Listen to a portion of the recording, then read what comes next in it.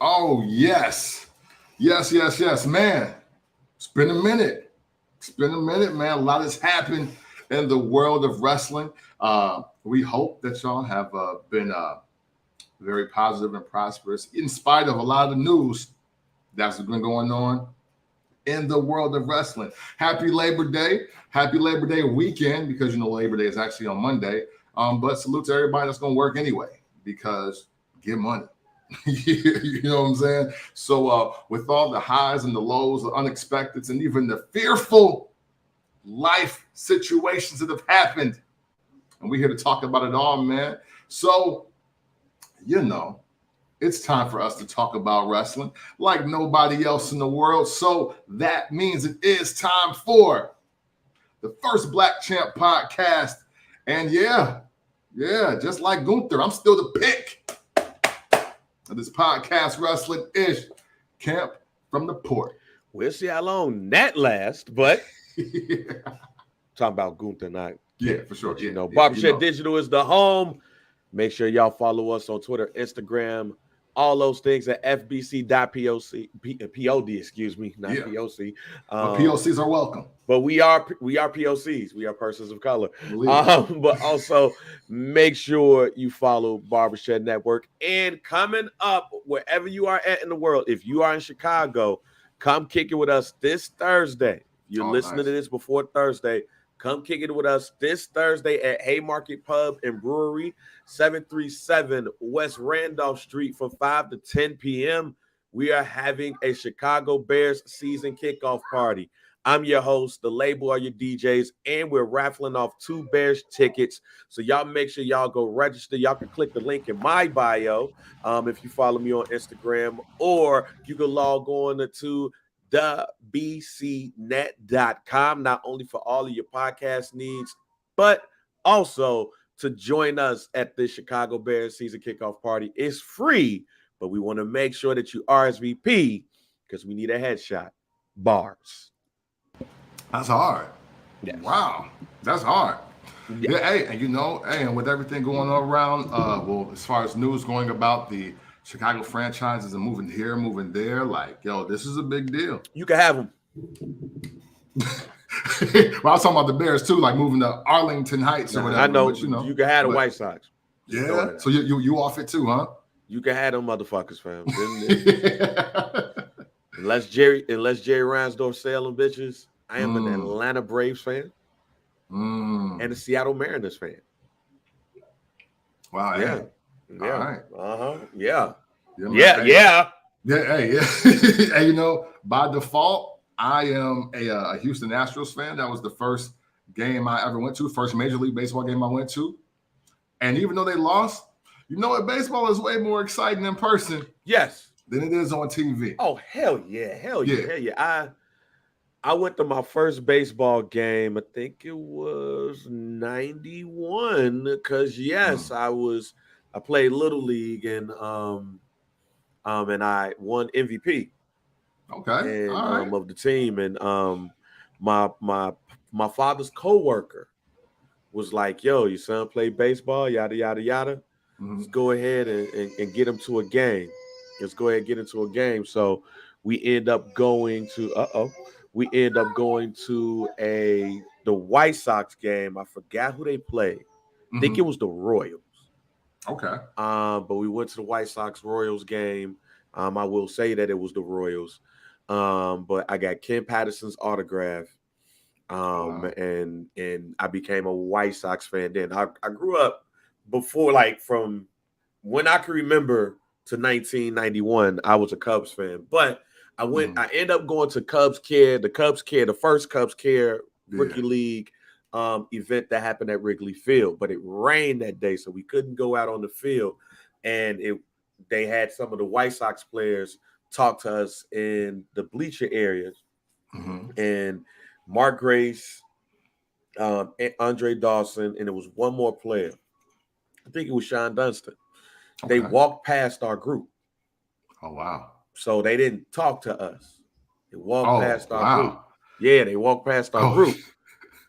I thought you meant they was walking past oh, hey, what's up, guys? Nah, they was like, no, hey. No, we was all in the stands, and they walked past our groups. They talked all in front of the white kids, but they didn't talk in front of us. So we were sitting there like, man, what the fuck is the point of us being here? Yeah, right. Yeah. Like, what's the point if nobody's gonna talk? But then a couple of days later, end up getting the tickets, and then once we got the tickets, fell in love with the White Sox. Got a bat, got like one of the small bats. Not only that, got Ken Patterson's autograph. We saw the destruction of old Comiskey Park, because if you went to a certain area, you could see them demolish the old stadium. Wow. And then you get them cups. You get them cups, and you spend all that money to get beer or pop or whatever, and you get them cups. And shit, me and my father was looking around, and we saw all them cups. It's like, no, get all them shits, G. So, we was at third base. Like we was at third base. So eventually Robin Ventura became my favorite. Close that door. Eventually Robin Ventura became my favorite baseball player. Because I was like right there watching him every time I went to the game. I started batting like him and everything. Robin Ventura was it for me until he became the manager of the White Sox, and them shits was up. But because of him, Frank Thomas, Tim Rock Reigns, Lance Johnston, that group, when they started to come up. I became like a pure White Sox fan. And then as the years kept going, I continued to go to games. I got to see Ken Griffey Jr. for the first time and the only time at the game and stuff like that. I haven't been to one lately, but remember when we were staying in Atlanta, the White Sox won the World Series, so I got to talk all of my shit. Yeah, absolutely. To all of the folks in Atlanta, especially that day in Best Buy when Houston defeated the Atlanta Braves, and everybody left the Best Buy that day. Like, that's one of the funniest sports stories, like just like being a part of sports ever, when working at Best Buy in Alpharetta, and they were watching the games on the TV, and they talking shit like, yo, Atlanta go up against the White Sox and whoop y'all ass. I'm like, y'all got to get past the Houston Astros, my dude. Y'all watch this game. Y'all might not make it past. Everybody talking shit. Next thing you know, saw a white dude just throw some shit down and walk out the store. I'm like, what happened? The game over? The whole staff looked at me like they wanted to whoop my ass. I was like, oh, so y'all ain't going nowhere, huh? Like always, y'all as always be there, but then don't make it past. Y'all like Moses. Oh, okay, cool. And everybody left the store, and the store was dead for the rest of the damn day. Hey, so, you know what I'm saying? But now I'm an Atlanta Braves fan because they out here smacking things. Okay. So, and then Seattle, just because, my favorite player of all time is Ken Griffey Jr. So, and they actually decent out here. They got Julio Rodriguez over there. So, but going to a baseball game is lit. Like, it's a time to be had, no matter how many people in that bitch. Yeah, no, for sure. I'll say this, because obviously, just with age and time, I'm not the biggest sports guy because fuck it. You know what I mean? Like, but I will say this. Seeing the fever pitch that was happening in Houston, and even going to a Sounds game. I've been to a couple of Nashville Sounds games since I've been here, because I like to see the city that I'm in. I've been here officially 3 years, and what I personally like to do, especially when people come out, like when Ben comes out, or Rob, Sam, Micho, anybody comes out, Gilbert, I like to have stuff for y'all to do other than like, hey man, shit, we can go get some tacos real quick and just chill. It's like, even though I'm cool with that. Yeah, I love tacos. I'm probably I don't know, but among your friends, I'm probably the nigga that need less shit, the least shit to do. Like if you say tacos, my ass is like, yeah. Hey, but but the thing is, and you know what? Honestly, we all like to eat. One thing that the common thread between all of my real friends, and y'all know who y'all are, right? Is the fact that we can do nothing or we can do everything and everybody will have a blast. Nigga. So, you know what I'm saying? But I still like to be the person to be like, yo, well, let's do this. Or, it's Thursday. We can go here and do that, slide here, whatever. So I go to sporting events. I go to different things just to be like, hey, yo, well, shit. And if shit ain't popping, we can go to the Sounds game real quick. And it's a little bar right behind there. You can watch from the bar from the like the balcony, and you can see the whole field. You know what I mean? Like it's just things like that to know. So where when people come out, pull up on you or whatever, you can be like, oh, we can get into something. You ain't just got to sit at the crib with me, or we ain't got to sit at a restaurant. So saying all that to say, going to the Astros game made me understand why Nashville, the city, wants the major league team so bad. Mm-hmm. Because you already know how active downtown Nashville is anyway. Right. So, and keep in mind, you ain't been downtown for a Preds game yet. And that's hockey. Yeah.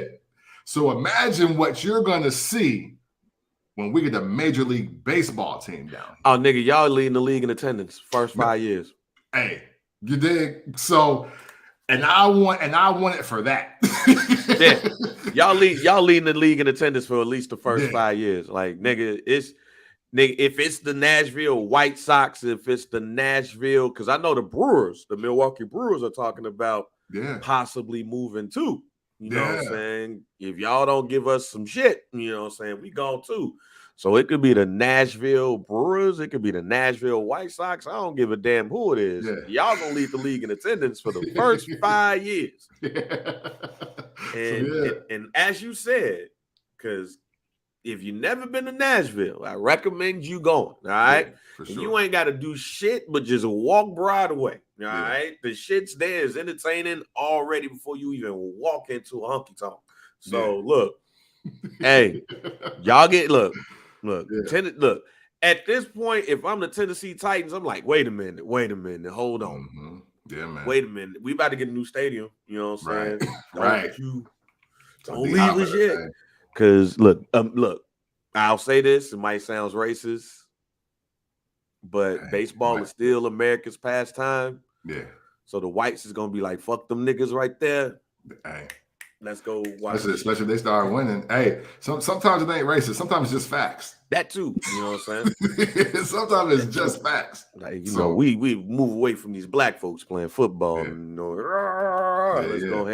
let's go ahead and watch America's game. Right. Hey, Broadway, the Music Row will be on fire once we get an MLB team. Dead ass.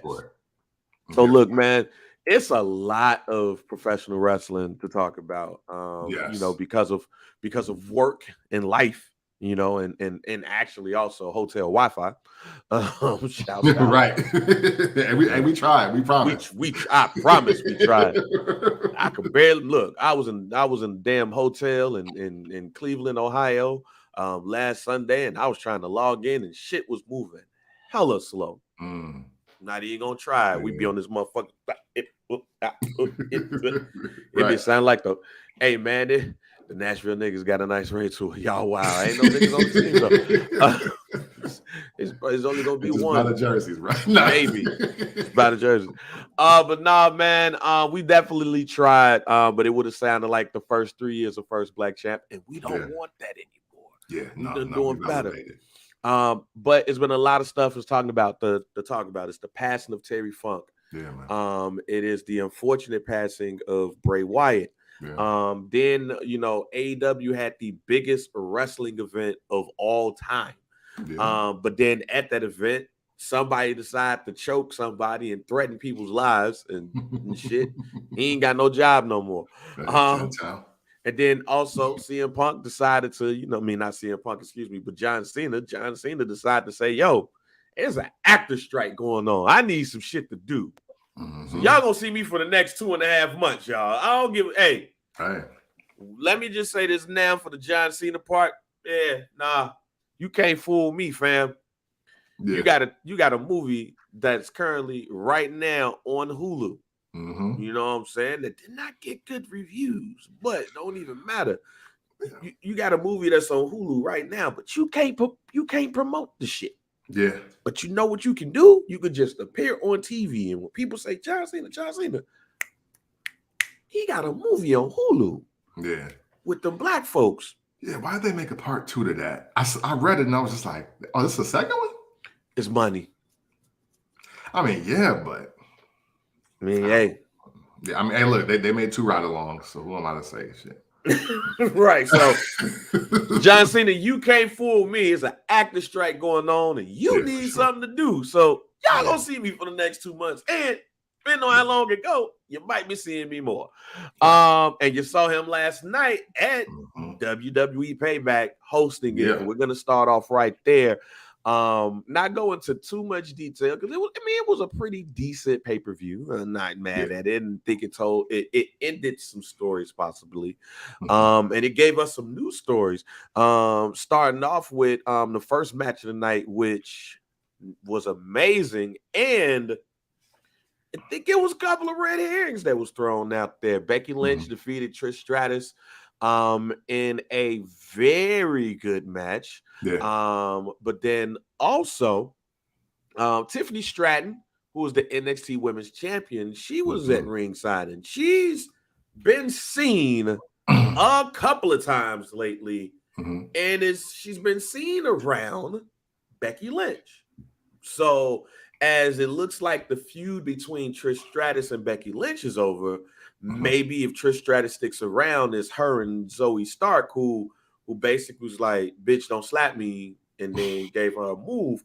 I want to move forward to a possible match between Becky Lynch and Tiffany Stratton. Okay.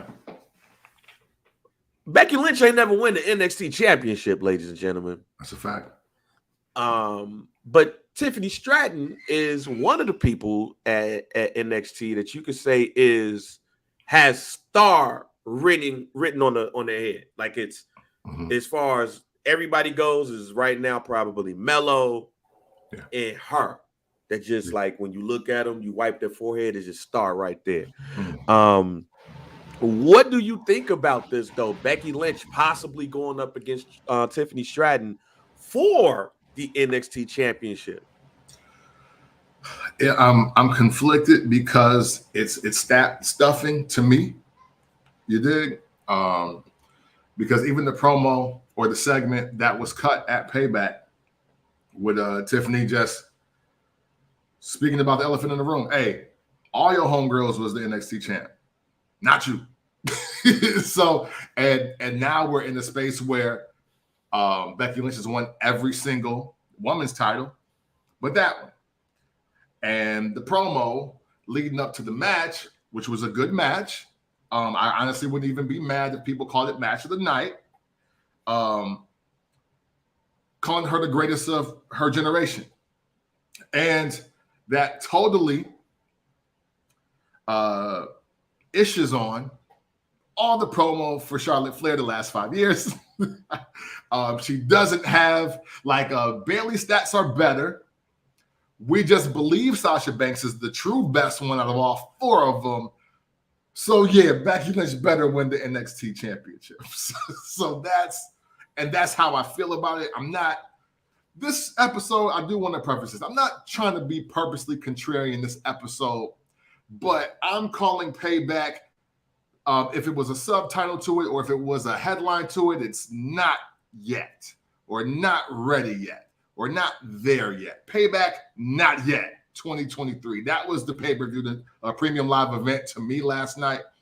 But to circle just back to Becky Lynch, I think that this may go better than the Trish Becky thing because I think Tiffany has yet to hit her stride as a heel, like a real heel. And I think that Becky can help in that piece because people want to cheer Becky. People don't ever want to boo Becky Lynch. That just so, and she's the perfect person to be across from somebody that's trying to really get over as a heel. So I do think that is the best piece of this. But other than that, this is stat stuff to me. Okay, and I feel you. I agree with you to the stat stuffing piece.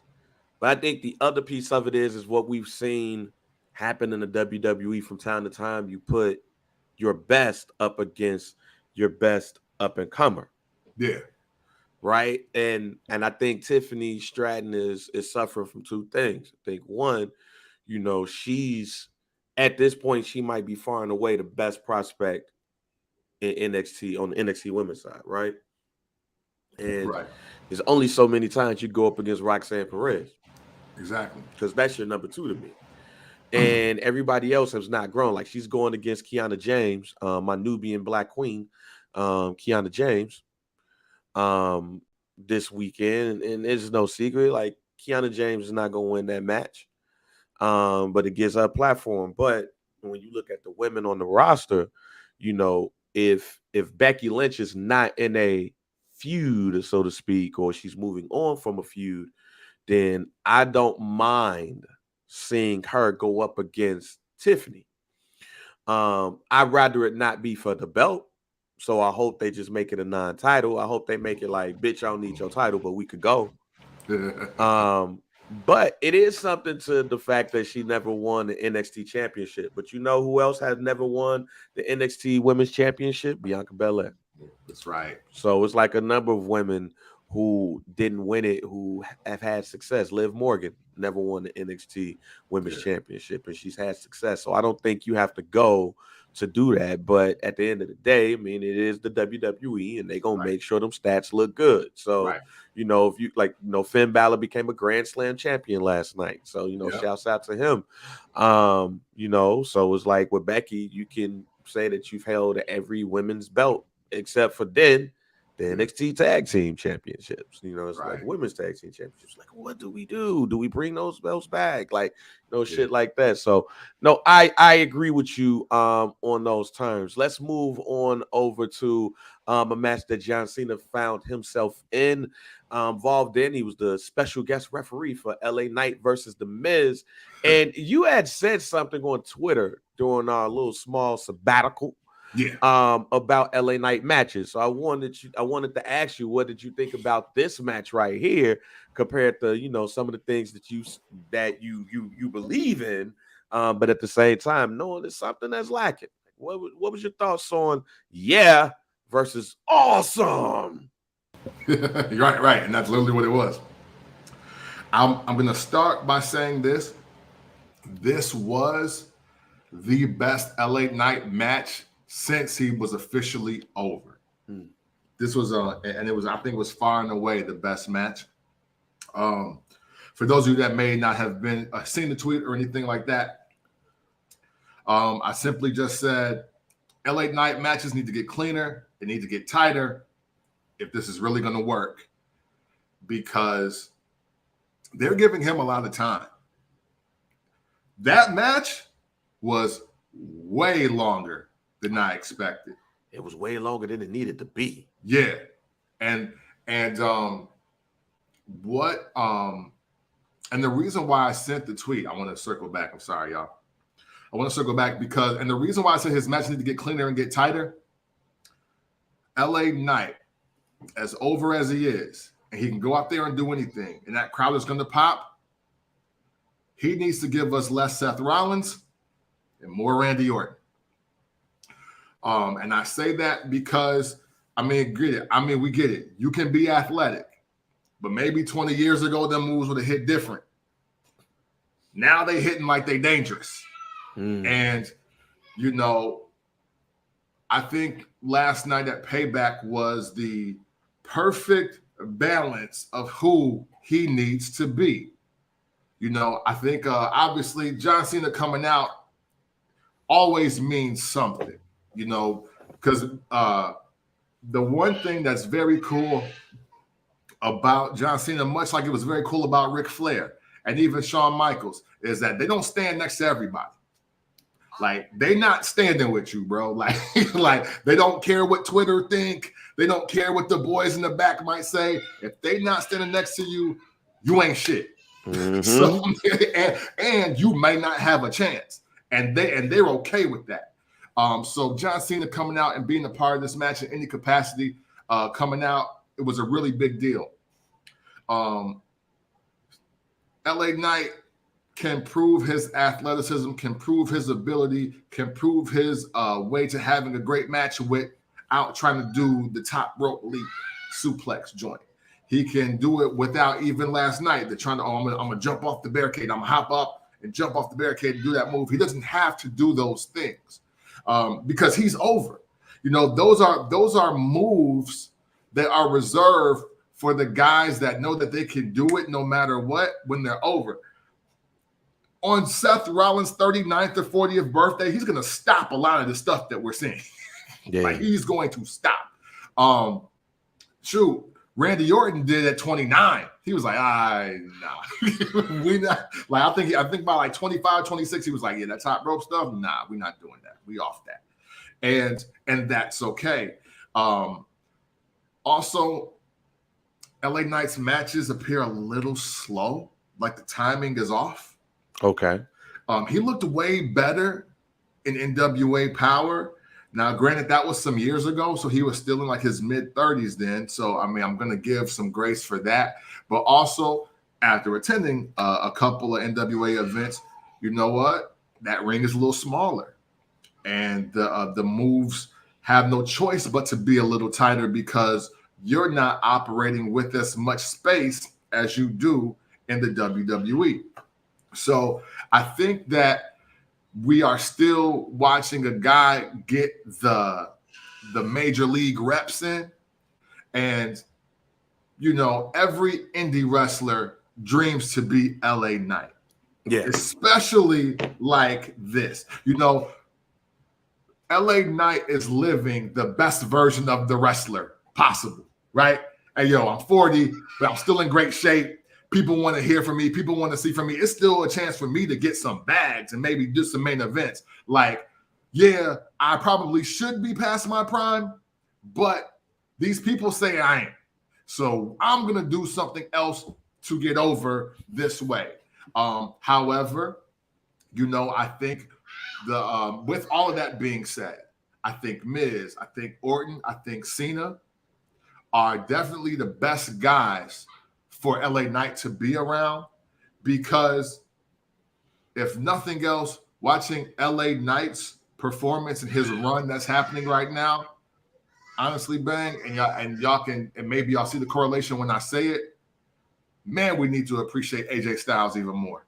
Oh, yeah. I think because AJ Styles is older than LA Knight, and look what he's doing in his mid-40s. Again, another greatest version of the wrestler story that you could have present day. And to that point, you know, even looking at the little bit of SmackDown that I looked at on Friday and seeing, like, you know, what feels like the implosion of, you know, whatever group that AJ Styles is in with the OC and Mia Yim. Like, Mia Yim is, or Mi Chin, whatever she wants to be called, you know, in this case, or what they want to call, what they want us to call us, call her. She's definitely feeling like the woman that's about to break up the homies. Because the homies like, yo, we don't need to get ourselves involved in that. And she's like, no, fight for me. Like, no, bitch, you mad.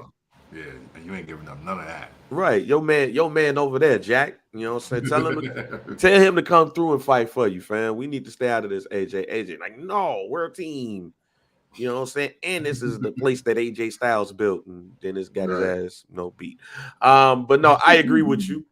And not only I agree with you, LA Knight got to watch some Stone Cold matches, because, you know, even at the size that he's in, you know, he is, you know, he has to look at those matches, you know, and really emulate that. I know, you know, people call him a rock Stone Cold wannabe, but you know what? Watch a Stone Cold match, man. And you know what? It ain't even got to be a Stone Cold WWE match.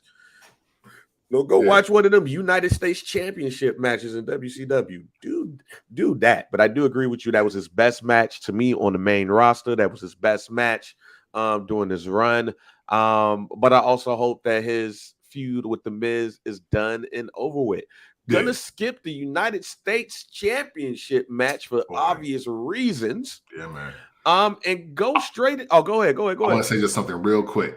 Yo, when LDF returns and they Latin King stomp out Rey Mysterio. That's going to be one of the best segments on SmackDown in a minute. Yes, and that's why I want to skip that shit, because I was hoping that it happened when they put Rey Mysterio on their shoulders, and it didn't happen. So I was a little bit upset about that. You know what I'm saying? So hey, going to the Steel City Street Fight.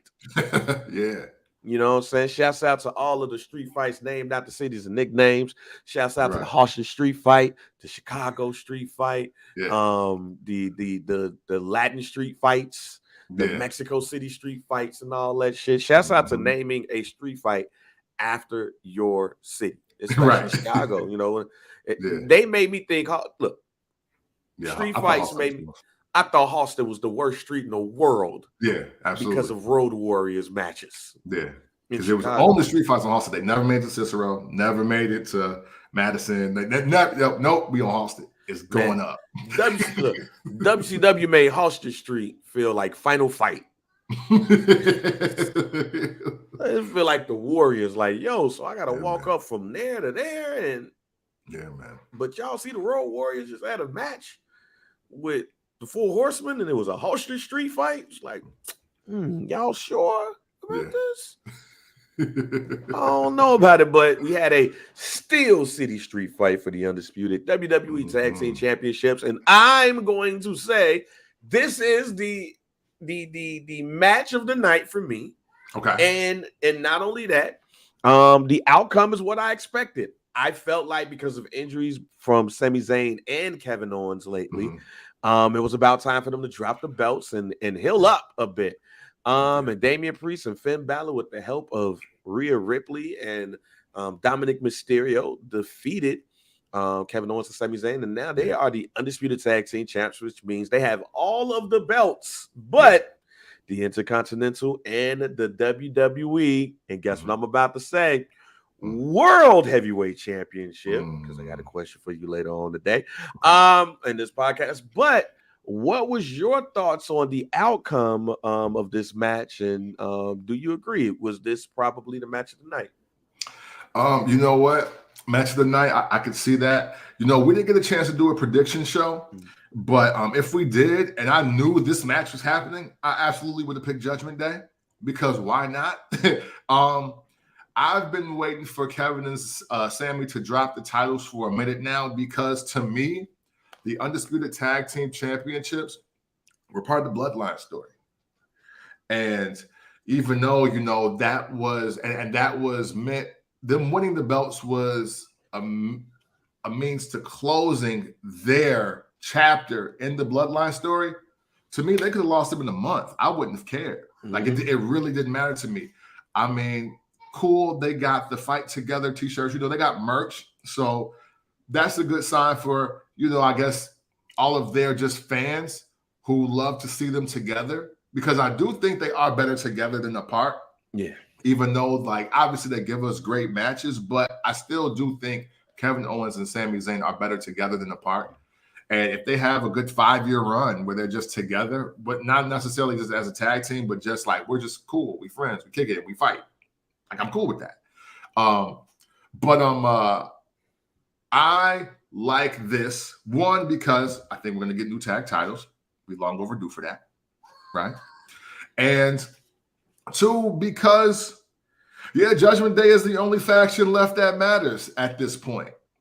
And because I don't look at the Bloodline as a faction, I look at the Bloodline as a story. I think that is a story happening on wrestling. I don't like that. They're the faction to me no more.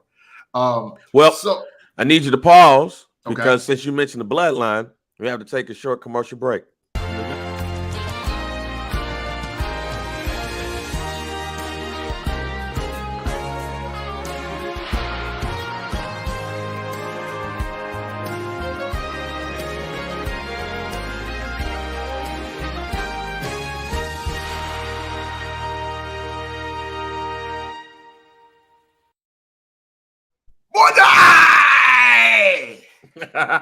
Definitely have to do that. We will be talking more about as the Bloodline turns a little bit later because it was definitely an interesting development. So that was just a shameless plug that stay with us because we're going to have some more Bloodline talk. But always good promo. Talking about the tag team championships. Yes. I like Damian Priest and Finn Balor getting titles. Y'all know that I'm really big on the payoff or the payback for whatever has happened. I was still in disbelief that Finn Balor was not the world heavyweight champion. Like, I was in disbelief of that. But for him to get the tag titles and to quote my man from that viral video a few years back when Michael Cole had just casually mentioned, you know that Finn Balor has never won a tag team championship since he's been in wrestling? Dead giveaway. Dead giveaway. Because I was like, they really winning this now. Like, this is early. You early in the match. Like, it's like, okay. And you know what? Also, because promo means things to me, the fact that Judgment Day was the poster for Payback, I was like, ain't nobody losing tonight. Hey, I ain't gonna fret. I kind of expected to cash in too. I'm like, because Rhea already got the belt, Dirty Dom got the belt, they won the tag titles. I was like, hey, we gonna have Damian Priest run the table? He gonna win 3 titles in one night? I'm glad I'm glad you said that, my man. Because I want to skip it to the last match of the night, Seth Rollins versus Shinsuke Nakamura for the World Heavyweight Championship, because I believe that night, last night, was the night that made that title special.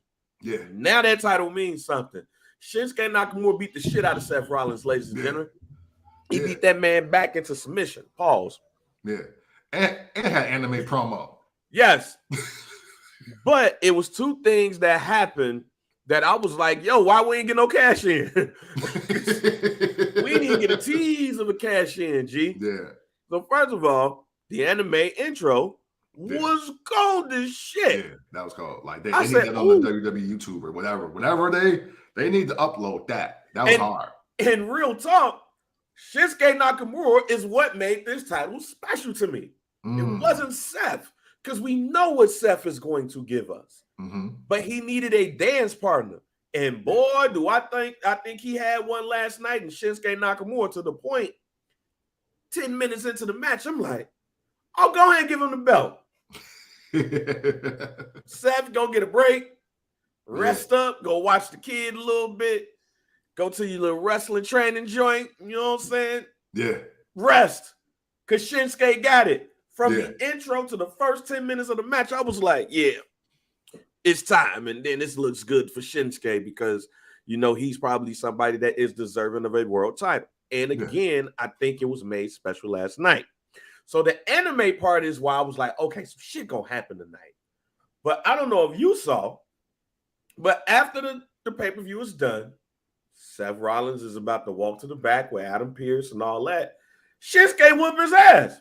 Yeah. Oh, wait. Oh, no, I didn't see that. Oh, Shinsuke whooped his ass after the pay-per-view was over with. Oh, no, I thought, because, hey, look, I mean, don't get me wrong. I didn't see that part, but I was like, he's in the ring for a while and he ain't stood up yet. After the match, and after the screen goes black, Shinsuke Nakamura beat the shit out of Seth Rollins. Damn. Where is the tease, WWE? Right. Yeah. The man was out. You gave us the tease, WWE. Look, let me phrase this, y'all. WWE, sometimes y'all do some shit to me where it's like, what was y'all thinking? Y'all gave us the tease at the beginning of all of this shit. Yeah. Because now we know that Seth Rollins back fucked up. Yeah. So it's back fucked up. Now he's going against Shinsuke Nakamura, who basically say, I'm about to break this nigga down. Yeah. I'm about to break him and take his belt. Shinsuke Nakamura was Bolo Young on Bloodsport, ladies and gentlemen. He's this. Yeah. He's this. So that's why, I was like, all right, Shinsuke Nakamura about to get the belt. But then when you watch the match, He systematically break this man down, and Damian Priest is nowhere to be found, ladies and gentlemen. Yeah. After winning the tag team belts, it's almost like, yo, I just won the tag team belts. I'm about to go get some hoes. I'll holler at y'all later. Yeah. And then he saw the match on TV and was like, whoa. Damn, I should have went out there, huh? I should have went out there. Because then, after losing the match, the lights go off. Shinsuke Nakamura beats the shit out of Seth Rollins. So Damian Priest should... Yeah. Right. Take everybody out. Or at least the threat of doing it. I think that the WWE missed a big opportunity at least giving us the threat of Damian Priest cashing in on Seth Rollins, because now when you look at the Judgment Day, they got every belt that matters but the biggest two. Yeah. And just the tease of it, I think, would have made it even a bigger night for Judgment Day. Yeah, heck yeah. I mean, to me, for the night to not end with Judgment Day circling the ring with 4 belts in a briefcase. I mean, I'm sorry, 6 belts in a briefcase. Like, yeah, they missed the boat, because even if the show go off, Raw is on fire. What happened? Like, what happened? Then you know what I'm saying? Because you got to open the show with what happened when we went off the air. Like, you got it. So, yeah, man, it was. Honestly, I was shocked. Now, granted, maybe they don't think Damian Priest is ready for that level of history yet. But I don't know. The way that he's kind of run the table, Damian Priest, in my opinion, of this generation, has one of the best careers you could possibly have. And I'm talking about from day one at NXT till right now. You won't find a run that's been that solid by anybody. Yeah, you know what I'm saying? You know, he had fake bows and arrows, but was still winning titles. He was hopping in hot tubs with bitches with his boots on and leather pants. And then he go to the main roster. He started beating up people, winning the U.S. title. Like, Bad Bunny. Yeah, he has 2 really great WrestleMania back-to-backs. Then he has he gets to put on for his country with the biggest superstar in the globe. You know what I'm saying? Like, yo, people should want to be Damian Priest. I know, Ric Flair, Shawn Michaels, Steve Austin. I get it. But man, if I was just trying to be a wrestler in general, you can't tell me a reason to not be Damian Priest. I ain't gonna front on you on that. Yeah, it's like, hey, this ain't bad. This ain't bad at all. Hey, I might not never be in nobody top 10, but if you really know wrestling, you fucking with me. And that's what matters. Like Priest. If I could be like Priest. I wanna be like Priest. All right, man. But overall, when you look at the pay-per-view last night or premium live event, what was your thoughts on it? Like what would you grade it? I'm gonna say 3.5 out of 5, because there was just a lot of not ready yet moments for me to run them down very quickly. Even though I think Trish Stratus, and I'm gonna give a big salute here. I think Trish Stratus last night had the greatest match of her life in her career. Hell yeah! I think it's far and away. Like, now we can calibrate that Raw main event correctly, and we could be like, no, but this is the one for 2 ladies and an overdrawn storyline that even the audience tuned out on. Man, they closed it out in great fashion. But Tony Stark, Trish Stratus, nope, don't want to see it. Not ready yet. Not ready yet for that, because, again, at the end of the day, nobody wants to boo Trish Stratus. Nobody really wants to cheer Zoe Stark. And that's just where we at with it. It's not saying that she can't have a great career, but we're in the process of bad booking again. But it works with 2 people that people just want to see in general. It ain't going to work with a girl in the come up. With that, Another not ready moment. Again, LA Knight, my guy. The one that I said, hey, he could be the WWE champion if they do it right. Yeah. But at the same time, not ready yet. But last night was the stamp that, hey, maybe these guys can show you which way to go to really extend this. But last night, that match was way too long. I think that crowd kind of tuned out. And I think that finish was like, hey, yo, God, they ain't on it. They ain't on it. Let's get this over with. So not ready yet. Tighten up. It'll be great. Raquel, Rhea Ripley. Raquel, not ready yet. She made me believe on Raw, the last couple Raws I had seen. But that match, nah. Like, Rhea Ripley really proved why that she may be holding this belt till next year, to this time next year. Because for all things considered, Raquel Rodriguez was supposed to be the one that was also next. Yeah. Like, now, this is why we say Bianca Belair needs to go back to Raw, and y'all need to do that. That's why we say the things that we say like that. Austin Theory, sorry, bro. Like, this ain't working for him at all. I wish him the best. But nah, not yet. Because, hey, the guy, again, another guy just talking with the biggest stars of the company. It's taking your juice. Grayson Waller. Why are we not having him wrestle at premium live events? Help me understand this. He should have matches by now. His segments are obviously getting him over, but he's out there with, again, well, it's been John Cena, it's been Edge, now Cody Rhodes, main event Jey Uso, and yet no match, but yet he's more important, doing nothing. And Austin Theory is doing everything. Make it make sense. Yeah, I would give it, get my Ed McMahon on 3 3/4 star. Okay. 3 3/4 star. And to your point, I think it was, I don't want to say dud endings to feuds, because if the feud between Becky Lynch and Trish Stratus is indeed over with, I think it ended perfectly. I don't think that Shinsuke Nakamura versus Seth Rollins is over with.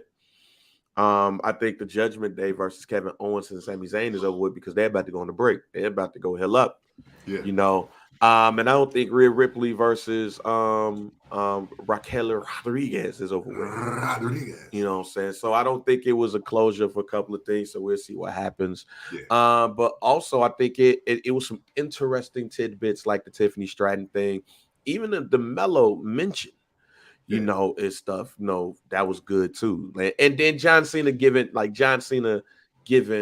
Knight the rub last night. Yeah. You know what I'm saying? Which kind of made things interesting to me because it's like, could you see a John Cena LA Knight match? Yeah. And to me, I think that match would go over better than John Cena at WrestleMania, which I think that John Cena wants to do over. I think not only does John Cena wants to do over because of how the match looked at WrestleMania, I think he wants to do over because he like, I gave the wrong person a rub. Exactly. And see, yeah. And and one thing about John Cena, which, I'm sorry. I missed this, and I meant to say this at the top of the show, at the top of the segment. My man, I forget my man's name. Was it Justin Roberts? No, it's not Justin Roberts. That's the other guy. Whoever is the ring announcer now, tagging John Cena as the greatest of all time. That's wild. But at the same time, though, the majority of the people that exist call Ric Flair the greatest of all time. And Ric Flair says John Cena is. So I guess we're just running with what Ric Flair said. Because everybody kind of lobbies for themselves. But Shawn Michaels says Rick, and Rick says John. So I'm going to stay out of it. Right? Hulk Hogan say Rick. Yeah, Hulk Hogan say Rick because he know better. Yeah, Rick say Hulk Hogan is the greatest entertainer, him and Stone Cold. Yeah. You know what I'm saying? So yeah. So yeah, you know, See, so the one thing I say to that camp is that the old school wrestlers take the Michael Jordan approach. yeah. I can't call myself the greatest. Yeah. I'll let other niggas do it, but I tell you who my greatest is. Right. Yeah. And I think they take that approach. And you know what? And it's all viable. They're not throwing something out there like, man, you know, Buddy Landell was my man. It's like, no, come on, bro. They're not like these shorties talking about Paul George is the greatest player of all time, and they ain't doing that shit. Yeah, no, they're not doing that. So, but to your point, John Cena think he gave the wrong rub. Pause if necessary. Yeah, because that, I think that we are in this space where they're searching for that next superstar again, but the majority of guys from the last era can still get it done. You know, thank God for the wellness policy and post-steroid era. You know what I'm saying? Because, you know, outside of, you know, your Stone Cold, I mean, hey, The Rock can get in the ring right now if he really wanted to and give you a decent 7 minutes. Pause. Well, yeah. Yeah. Super that was Super Bowl. That was that was wild. That was crazy. Yeah. But we've watched Brock Lesnar now 2 decades later. And he's still one of the guys that, hey, you need a main attraction for this event? I got you. Randy Orton consistently, though, for 20 years, even though obviously now, but if he would have taken the breaks that everybody else had, Randy Orton would still be in this conversation. Yeah. The Undertaker just retired. even though we were saying, man, well, I'll say me. I ain't gonna put this on nobody else. I was saying, man, we need to take Taker out to the glue factory and get that done. He was still out there giving you a good 15. Hey, yo. But saying all of that to really just say it correctly, right? Now there's this new crop of 25-year-olds, 20 to 25, 28-year-olds, and they're not at the level that Brock, John, Randy, Shelton, and Batista, even though he was in his 30s, were when they started. Like, even at OVW, everybody was like, man, wait a minute. Maybe we should move these guys up like now. Mm-hmm. Maybe this is it right now. Versus a lot of the young men and women of today, they get their year in at NXT, and if the pop is too loud, we usher them over. And maybe all that's premature now. Maybe that's not really the route that we should be going because, unfortunately, many of them are proving that they're just not ready yet. And then you got guys like Drew McIntyre who came and went, who was supposed to be the future along with all these guys that exist right now. Mm-hmm. Left, came back, but now he's ready. AJ Styles never got a shot in his 20s, 40s, killing it. So there are so many people in the way that, yeah, we can't just throw Austin Theory out there with John Cena and 6 months later it's turning into something tangible. It just ain't working like that no more because now with less cocaine usage, with less steroid usage, with can't being able to show up drunk, and they still give you your match. It was like now that you got to be in great physical health, inside and out, these wrestlers are. There's no way to say it. These wrestlers are lasting longer and getting it done at a higher volume. Hey man, we're gonna move on before we get ourselves in even more trouble. All right. Yeah. But as we said, before we get into the back end of the podcast, First Black Champ, Barbershop Digital, make sure you rate, like, subscribe to the Barbershop Digital, home of First Black Champ. Listen to all the podcasts that's on there. We definitely got to talk about the big news where somebody on the bloodline got a new home. Yeah, man.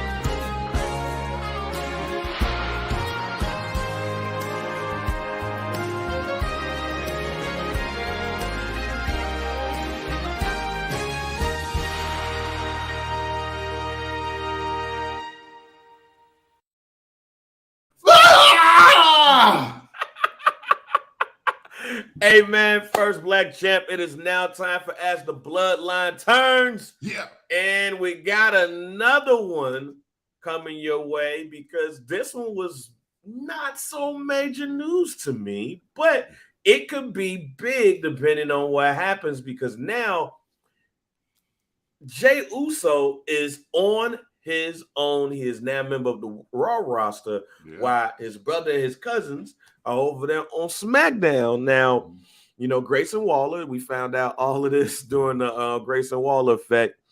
And you know, Grayson Waller had some questions before getting super kicked. Like, yo, can you do this on your own? Because while you are a decorated tag team champion and you was kicking it with the bloodline, you have done absolutely nothing as a solo. Pun intended. So what are your thoughts on Jey Uso going to the Raw roster? And what are your prospects here? Like, what do you think can happen? Well, my immediate reaction was first black champ told you first. Yeah. And I want to say first black champ told y'all in May. I do want to start there. Whether it was just the Usos going to Raw with the draft situation. And then when everything started collapsing, I was like, yo, this might be a great time for Jey Uso just to hop on over to Raw, get his money, and we circle this back around. So it was cool to see something that was said several times on this show, this first Black Champ podcast, which I do believe more people are paying attention to, listening, and taking from more often than that. And we don't consider it as hate. I am personally gracious for it. I just want us to be celebrated and elevated the right way in the process. That's all. That's all I want. Understand that we the best show. We the best wrestling show out here from people that are non-industry. We're the best non-industry wrestling podcast, period. That's how I feel. So with that, I think Grayson Waller effect, highly rated segment. Cody Rhodes, obviously the guy everybody wants to see win. Bringing out Jey Uso. I think the setup is really great for him off top. Then Jey Uso comes out and do the 50 Cent crowd participation. You know what I'm saying? I mean, you know what I'm saying? You know, so Jey Uso bringing the 50 Cent crowd participation. G-Unit once again influencing wrestling culture like no one else before, right? Main event Jey Uso is a thing. They even changed the music. So that means that ain't nobody coming on Raw to tell him to come back to SmackDown within the next 2 weeks. It's on me, Oos. Yeah. You know what I'm saying? Like, he's literally changed his music to reflect him. And Jimmy changed his too. Oh, really? Okay. See, I'm missing it now. So Jimmy changed his music. His shit sounds.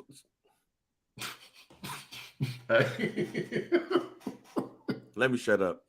Okay. But the WWE, when you watch SmackDown, the WWE did fuck up because they gave his ass an extra M in his lower third. That shit said Jimmy. Oh no! Like, oh no! That shit said Jimmy Uso. But yes, he has his new music. He has his own music, his own Triton and shit too. So okay. I got thoughts on that. But go ahead. Yeah, and I was gonna say Donnie was alluding to it. I'm gonna get to that in a second too because I was gonna go there. But I think this is a great just solidification moment for Jey Uso to see how much that crowd really messed with him. And for him to be the only Samoan on the Payback program and to get that reaction, and all he did was kick Grayson Waller in the face and leave out with more 50 Cent, that's a great sign. That is a great sign. Now, I don't think he should do something like stop Gunther from getting to the Honky Tonk Man's record. But if he wanted to be the Intercontinental Champ 7 days later, I'm with it. You know what I'm saying? Like, hey, look, I want Gunther to get Honky Tonk Man up out of here just because it's earned. But, I mean, shoot, there's another pay-per-view coming up at the end of September. If they want to make main event Jey Uso the Intercontinental Champion at the end of September, I'm with it, right? And I think, again, first Black Champ told you first. I think on our last episode, Bang, you, I, or we agreed that what is Cody going to do to get back to Roman Reigns to get this title thing back going? Because, and I want to say, and again, I'm not trying to overhype myself here, but I was like, we got to do something to get Cody to SmackDown because this don't make sense for him to go Raw. That's been you for the past 3 weeks. Shit. Yeah. So what better way than Cody being like, hey, I don't know if this was the right move, but yeah, come on here. Because my thought is, with that setup, the way it was listed, and since Heyman didn't do it and Roman didn't do it, it looked to me like Cody gave Jey his spot. So I'm glad that you said that. Yeah. And this is why I'm confused. Because you talking about the Intercontinental Championship. Oh, no.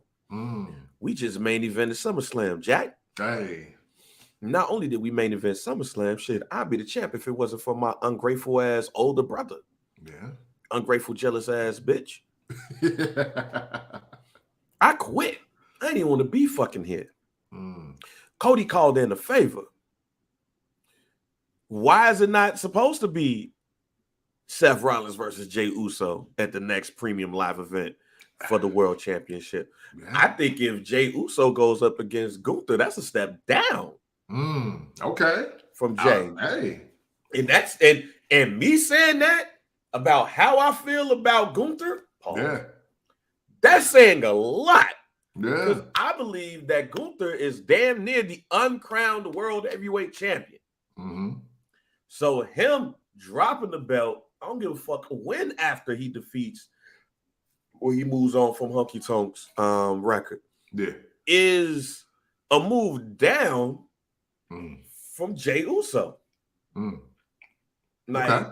Yeah. Look, I'm gonna tell y'all right now, 50 Uso should come in, defeat Seth Rollins, become the world champion. Yeah.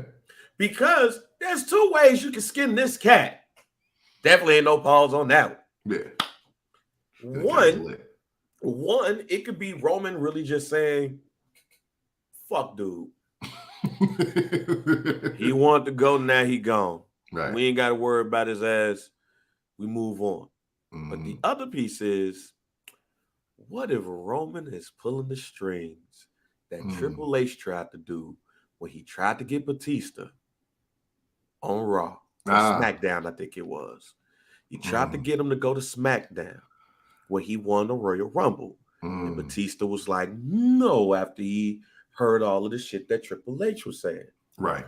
What if Roman Reigns is using that play and they actually move with it to where we find out later on that Roman planned this all along. Him and the family had a talk. They discussed it. And while he ain't tribal chief level, he needs to get the belt over there so the bloodline could literally run all of wrestling. When you look at this faction shit, and when you look at brand splits, that's literally the only thing that's been missing. Yeah. Somebody actually going on the other side and getting the belt and running all of this shit. Yeah. What if the WWE looked at the story and say, hey, we move Jey, we make Jey not only a sympathetic character, we give him the Cody rub. And eventually Jey Uso ends up with the belt, and that's when Cody finds out he's been hoodwinked this whole entire time. And the whole plan after SummerSlam was Roman to have SmackDown, Jey could have Raw, and the Bloodline run this whole thing. What if that is the play for the WWE? Hey, it makes everything Cody did make sense no matter what. Because remember what Cody said. Yeah. I don't know if this is against my better judgment. Right. Exactly. And I'm going to bring up one person's name that when you talk to Cody, he reveres. And all of wrestling reveres this man. Mm-hmm. Sting. Yeah. Sting a couple of times because his better judgment kicked it with Ric Flair. Yeah. Absolutely. That's what I'm looking at here. Because also, remember, a couple of weeks ago, I said, is Jey Uso the Sting of the bloodline? Yeah. I don't know, Kemp. I just don't know. I got a feeling that the WWE is trying to put the bloodline blindfolds on us. Mm-hmm. Got us thinking that, oh man, Jay quit. Cody like, look, come over to Raw, man. I got you, fam. I know we ain't see eye to eye, but I think you'll be straight over here. Yeah. Just to go wrestle for the Intercontinental Championship? Yeah, that would be wild. That Hell would be wild. No. Hell no. 50 Uso is what I'm calling him now because of you, because of this shit. You know what I'm saying? 50 Uso is going to come over there and he's going to find himself in a match against Seth Rollins. And he's going to end up with that belt. And that's when we're probably going to find out that Roman was like, oh, no, it was a bigger play here. We own this shit. And then Cody, as Sting, the Sting in this is like, oh, no. Hell no. Hell no. Hey, listen, what you're saying is more compelling because, honestly, I had the surface level play, which was, who said Cody can interrupt my family business and tell Jay where he should go? Who told him that? And then bring Cody to SmackDown. I'll deal with this myself. And that, I was like, oh, so now we're just going to get Cody versus Roman Reigns on SmackDown. But wait a minute. You wait all the way wrong. Survivor Series, Chicago, November 25th. There can very well be SmackDown, Roman Reigns, Solo, Jay, one more person versus Cody, Jay, Kevin Owens, and Sami Zayn. Yeah, that's true. That could very well be a match. That's true. Because of this. Yeah. And Jay, it could be we could just like we was worried about the Sami Zayn shit. There can be all right, Jay, what you on? What you on, fam? Are you really with us or not? And then you still get like a Jay defeating or Cody or whatever, that team defeating the bloodline. But hey, Royal Rumble time, I think is an interesting conversation when it comes to Seth Rollins and Jey Uso. I think it becomes interesting. And then that's when you can see maybe the title change hands. Yeah. And then a couple of weeks later, this is what I planned all along, fam. Yeah. Yeah.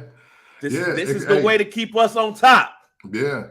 Because the thing, even if they're at odds, the fact that a bloodline member, somebody from their lineage has the world title, it don't matter. It's still a win. It's still a win because that's the one thing the family has not accomplished. Two of their active participating family members holding the two major titles in an organization at the same time. And if you watch SmackDown, you know, Jey Uso tried to hit us with the, hey, I told you, the wise man and Roman, I'm out. But then at the end of the night, Solo gets saved by Jay and defeats AJ Styles. And Jimmy comes out with the one.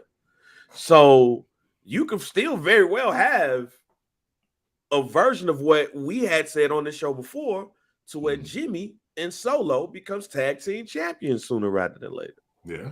Yeah. Because the other thing about the Judgment Day, I mean, they good now, but Damian Priest ain't gonna be up in that bitch. Yeah. I don't think by 2024. When they lose that belt, somebody getting jumped out. Yeah. One of them getting him or Finn getting jumped out, and I think it's Damian Priest. So I'm just saying, like, it's these storylines are a bit more intertwined now than we thought. And I think that there's a lot of ways for this to go. But Jimmy Uso on SmackDown is now interesting because he's by himself. That's the thing, y'all. We seen Jay by himself when his brother was injured. We ain't seen him to this level, but we seen him by himself. I think the bigger question here is what can Jimmy do? Because main event Jay could pull a good Raw number still. Yeah. So it's going to be interesting to see if the ratings on Raw increase now that Jay is over there. And it's going to be interesting to see what Jimmy can do with his little brother and Roman. So it's a lot to discuss here that I think in the next couple of weeks is going to come into play. Yeah, man. Yeah. And you know what? All of this is setting up for Monday Night Raw to be good no matter what Seth Rollins decides by October. Yeah. Well, look, man, that's been it for As the Bloodline Turns. Y'all keep it locked right here on First Black Champ.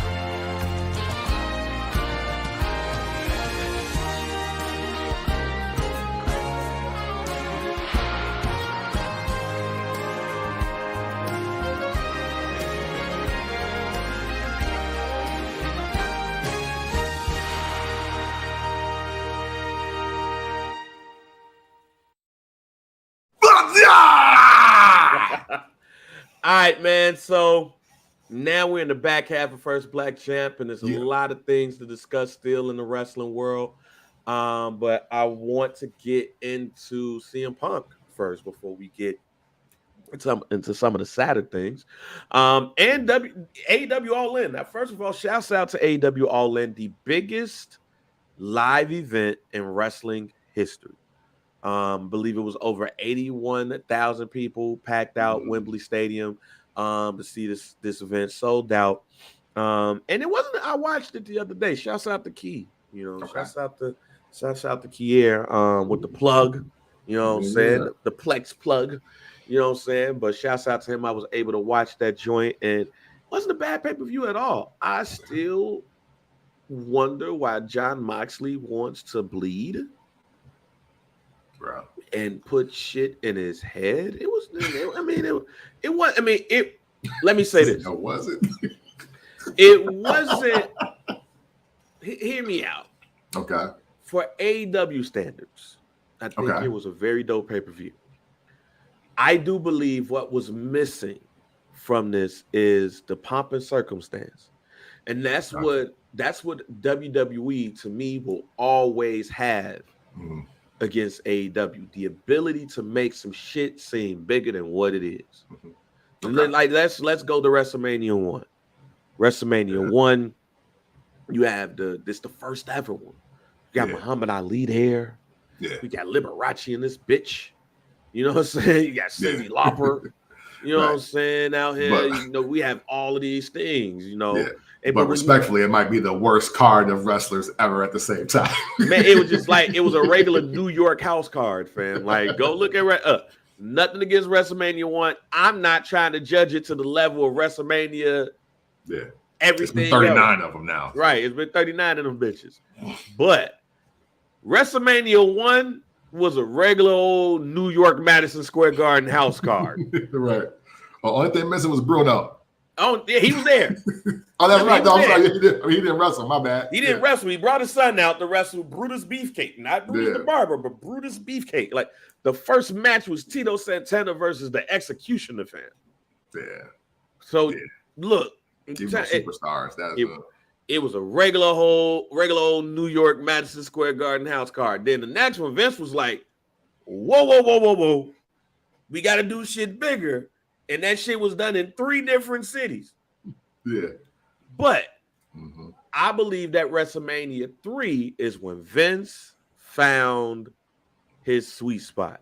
The pomp and the circumstance, the pomp and it just not even like it's the what was the when Gorilla Monsoon start using these big words or just weird ways of using. It's a happening, ladies and gentlemen. Yeah. What's the fuck is a happening, Gorilla? You know what I'm saying? The capacity crowd. Yeah, capacity crowd out here in Detroit, Michigan. Sold out arena. It's a happening. You know what I'm saying? The showcase of immortals. Like, they put words together to make the event feel bigger than what the shit was. And even though it was big, like, you go look at WrestleMania 3 card. Yeah. It was like 3 big matches. Butch Reed versus Coco Beware. King Kong Bundy smashing a midget or a little person. Like, that's what it was. But then later on, you get Gorilla Monsoon, the irresistible force meets the immovable object. Yeah. It's like, oh shit, what does that mean? Like, right. You know what I'm saying? The fuck is you talking about here? Then you got WrestleMania 4 as a whole ass tournament. WrestleMania 5, the mega powers collide. Whoa. Shout out to Donald Trump. You know what I'm saying? WrestleMania 6 is it's the Ultimate Warrior versus Hulk Hogan. Oh my God. Yeah. Oh. WrestleMania 7. This was all about the USA. Yeah. Can Hulk Hogan save the USA? The WWE had niggas really believing that Hulk Hogan was fighting Saddam Hussein, my nigga. Yeah, straight up. Yeah. and that traitor Sergeant Slaughter. Yeah, like that. Right now, WrestleMania 8 was like, because it was, will Hulk Hogan wrestle again after this match? And like, oh, what the fuck? And I mean, Macho Man, it was his Ric Flair fucking Elizabeth. That was, But hey, I'm so glad you said that. I want to stop just right there real quick because, like you said, by WrestleMania 3, Vince found the recipe. And then the main product was about to be recalled and discontinued. He's like, yo, what am I going to do without Hulk Hogan? Like, well, let's see if Flair and Savage can get it done. Let's see. Like, when it was supposed to be Hogan and Flair. Yeah. In the fucking first place, Vince. Yeah, exactly. But then you go to WrestleMania 9, it's Caesar's Palace, my nigga. You ain't even got to do shit else, but it's outside and it's at Caesar's Palace. Bobby the Brain Heenan and Jim Ross out here with togas and shit and all of that. And it's a part. WrestleMania 10, it's 10 years of it. Right. WrestleMania 11 is Lawrence Taylor, famous the NFL versus the WWF. We got women here. We got what's her name? Pamela Anderson and the other big titty lady, white lady. What's her name? Was it Anna Nicole? No, it wasn't Anna Nicole. It was Hey y'all, what's the other big titty white lady? Naples or some shit like that. I think she was there. There's the other one that was on Sold Out. No, Singled Out. Oh, Jenny McCarthy. Yeah, Jenny McCarthy. I love Jenny McCarthy. Big titty white. Let me. That's wild. What was the big titty white woman name? Yeah, there. Dang it. Right. Like as you see, it's the pop, like the boyhood dream. Yeah. In WrestleMania, what was that? WrestleMania 14. The pomp and circumstance is there. What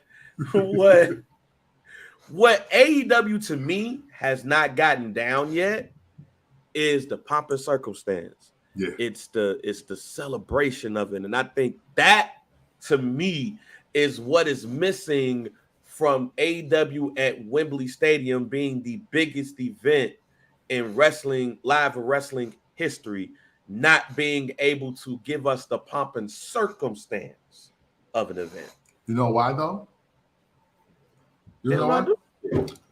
Because y'all want my personal opinion. The reason why that they're missing the pomp and circumstances is because the only person that wants to be a superstar is Chris Jericho. Everybody else just wants to do huge ass house shows. That's what they want to do. Nobody, listen to all the names that Bang just rattled off to get from WrestleMania 1 to WrestleMania 14. All those men and those main events wanted to be superstars. The Ultimate Warrior's biggest Achilles heel was the fact that he wanted to be the biggest star in the world. He felt he was bigger than everybody, pause. And because of that, he dipped and left and demanded more money and wanted more this and more that. Shoot, Hulk Hogan, we know who Hulk Hogan is.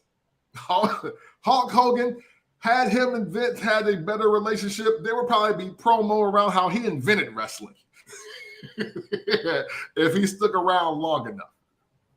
Shawn Michaels, Bret Hart, Andre the Giant, Macho Man Randy Savage. No matter who you speak about in these WrestleMania main events, one common thread between all of these men is that they felt that they were or should be regarded as the biggest star in their profession. And on the flip side, in AEW, you got guys who just want to get hurt in front of a lot of people. And that don't really move the needle for nobody. And then there's Chris Jericho. The guy was like, yo, hey, look, I got a band, I got a book, I got a podcast, and I won world titles. Like, you know what? And I won't discount MJF in that. Oh, yes, I'm sorry. Yeah, MJF is the only other, he's the only new guy that, yo, I feel that I'm like a superstar. I'm not doing bullshit. And that's my biggest gripe with AEW wrestlers. I know y'all know how to wrestle, but who wants to be a star? You want to be the best wrestler, you want to be the biggest star. And you know what, y'all? You can be both. You can be both. Bret Hart is proof positive. For sure. That you could be both. Shawn Michaels is proof positive that you could be both. Ric Flair is proof positive that you can be both. Yeah. Do you want to be the best wrestler? Or do you want to be the biggest star? And I also believe that wrestlers, not just the AEW, but the WWE, have that same question attached to them.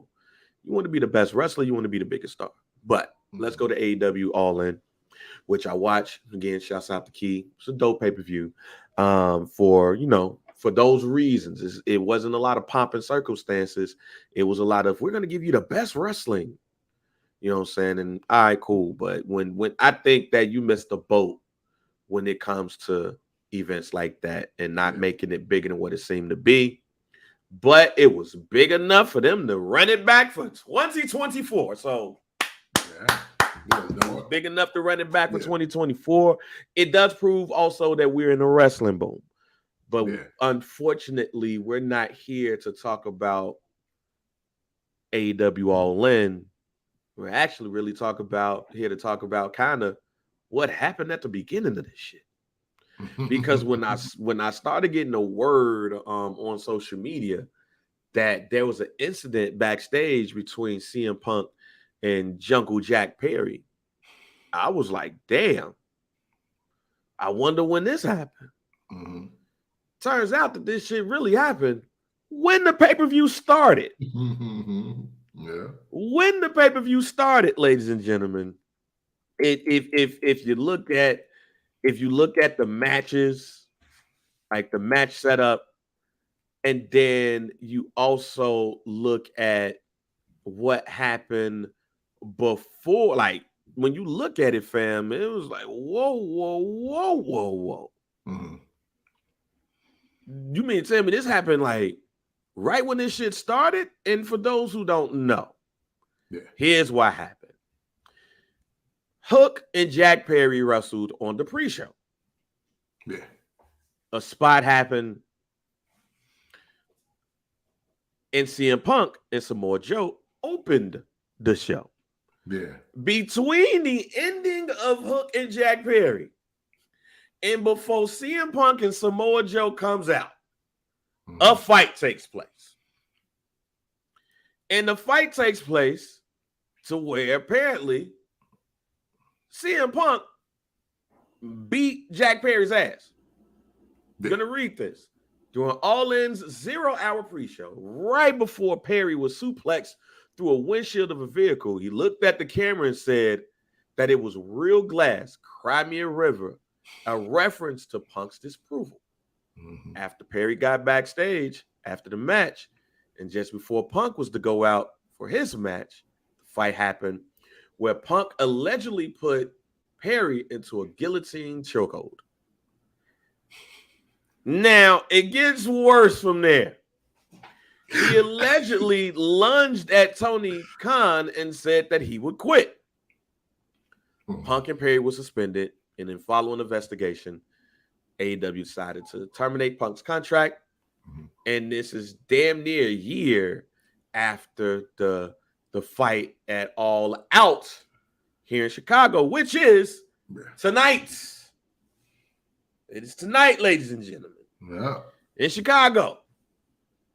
So, after investigation, Tony Khan and company decides to fire CM Punk.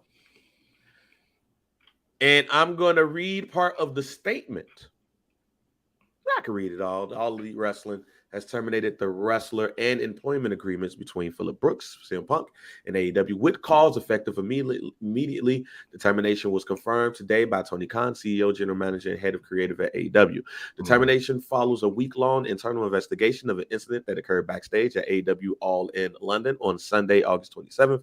Following an investigation, the AEW Discipline Committee met. And is that similar to like the Championship Committee for WCW? They met and later convened with outside legal counsel before making the unanimous recommendation to Khan that CM Punk be terminated with cause. Khan offered the following statement. Phil played an important role within AEW, and I thank him for his contributions. The termination of his AEW contracts with cause is ultimately my decision and mine alone. Of course, I wish I did not have to share this news, which may come as a disappointment to many of our fans. Nevertheless, I am making the decision in the best interest of the many amazing people who make AEW possible every week, our talent, staff, venue operators, and many others whose efforts are unsung but essential to bringing our fans great shows and televisions and at arenas and stadiums throughout the world. Now, that's all cool. That's all cool. You fight them with cause. Right. And we somebody who's just like, look, fam, at this moment, CM Punk is probably in AEW. In AEW. And I'm going to stand on this. Okay. And I said this before. And I'm going to say this shit again. There's people like CM Punk that belong in the WWE. They belong in that structure. They don't belong in this structure of AEW, where it does feel like the inmates run the asylum. For all that shit CM Punk was talking about the WWE, that's the shit that you belong in. The structure of that type of organization. Now, there's some people like the Young Bucks, like Kenny Omega, like Adam Cole, baby. There's others who I feel like thrive in the world of AEW because it's almost like, it's almost like an indie organization. It's like bigger Ring of Honor and stuff like that. But you need to know and understand that, look, you realize, like, look, I belong in some shit there. I don't know what CM Punk is going to do. I don't see him coming back to WWE because Vince going to be like, fuck that shit. Now, Vince ain't the overall ruler. Right. For sure. WWE being under new management, just like Fox has hired CM Punk for the Fox show. Yeah. He was a Fox employee. That's right. Hey, the new owners of the WWE might be like, look, and mind you, they used to own the UFC. Who got his ass beat in the UFC? But they applauded him? CM Punk. So, ladies and gentlemen, I don't think it would happen, but it would not shock or surprise me if CM Punk ended back in the WWE. But that's the structure that he belongs in. But Here's my thing about the fight. Okay. Tony Khan said he felt like, in the video, he felt like that his life was in danger.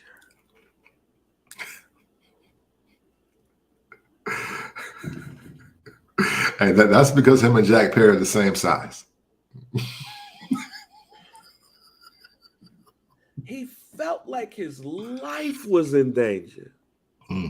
What the fuck did CM Punk do back there to make him feel like, yo, I might die back here? Yeah, man. Being afraid of CM Punk is the most wildest thing I think I'll hear this entire decade. I think, in respect, hey, maybe your hands really do go off. I don't know. But I watched you in the WWE. I watched you in AEW. And I watched you in the UFC. And the last thing I'm going to do personally, Bang, is fear for my life when CM Punk gets a little out of control. That's just what I ain't doing. I'm not doing that. Like, bro, because one, I'm not trying to choke you out. You don't catch this elbow right to your temple. You're going to lay out. We're going to get on with our day. You can go ahead and go back home, going super on AJ, and you can live your life. But Philip, I will beat your motherfucking ass. It ain't even, I don't even understand how fear and Phillip Brooks is in the same sentence. One. So that's just wild. I don't even get that. It's funny though. At the same time, it's funny because Tony Khan has obviously, like, nobody, I'm not going to say nobody that respects him, but nobody really truly like fears or reveres the wrath of Tony Khan. Right. And when you gotta and when that's your quota 2023, you ain't gonna never get it, bro. You ain't gonna never get it. And I say that literally because of people like Eric Bischoff and Vince McMahon. Because no matter how Eric Bischoff ever felt about anything, he ain't never feared for his life on anybody that he was cutting a check to. Yeah. It's like, bro, I'll cut your water off. What you talking about? Like, fam, you cannot pay your phone bill because of me. You need to shut up. And the reason and why he doesn't have that approach is beyond me. I don't know why. Yeah. That's wild, fam. I don't know. But to me, well, first of all, Chicago killed Tony Punk apparently last night. He was afraid of his life with CM Punk. Now listen, now if you want to be something to be afraid of, you should be afraid of Chicago wrestling fans after you do that and you show White up. Chicago wrestling fans. That's a fact. Ages 18 to 34. Yeah. And like Ross just said, they had legit murderers on the roster, and they was like, right. Don't piss Vince off, man, because right. do some fucked up shit, man. Vince paid for our bail. Like, right. You know what I'm saying? He never said, hey, you know what? Snook is such a threat. I had to get rid of him. I was afraid of my life. He was like, nah. Like, fam, look, I'm helping with the bodies. You better leave me alone. Yeah, so, but I look at the CM Punk thing as this, and there's another report of what happened. And I'm more likely to believe this report that was shared by Dave Meltzer. And this shows me the bitch in you. All right. All right. Another version, and this would be a neutral source who was not a wrestler, but there and witnessed it. And his version was that right after Perry came to the back, Punk went nose to nose with him aggressively and asked him if he had a problem. That person said Perry said he was just looking to get heat as a heel. Punk shoved him hard. Perry got in his face, and in that version, Punk sucker punched him and went for a choke. So he basically was like,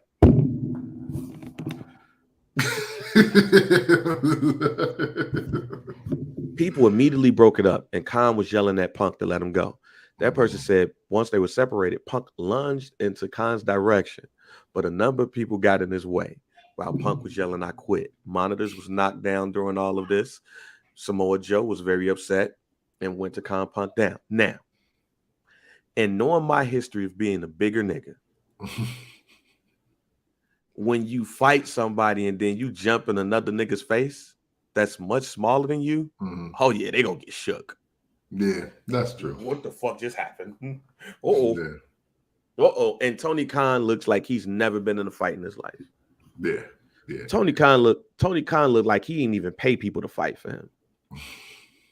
Tony Khan looked like he just went home and was like, Dad, they're bullying me. Like, he don't look like Lucas to where like he at least tried to punch a nigga and he got his ass beat. Yeah. Tony Khan looks like he runs from shit. Yeah. So after you see CM Punk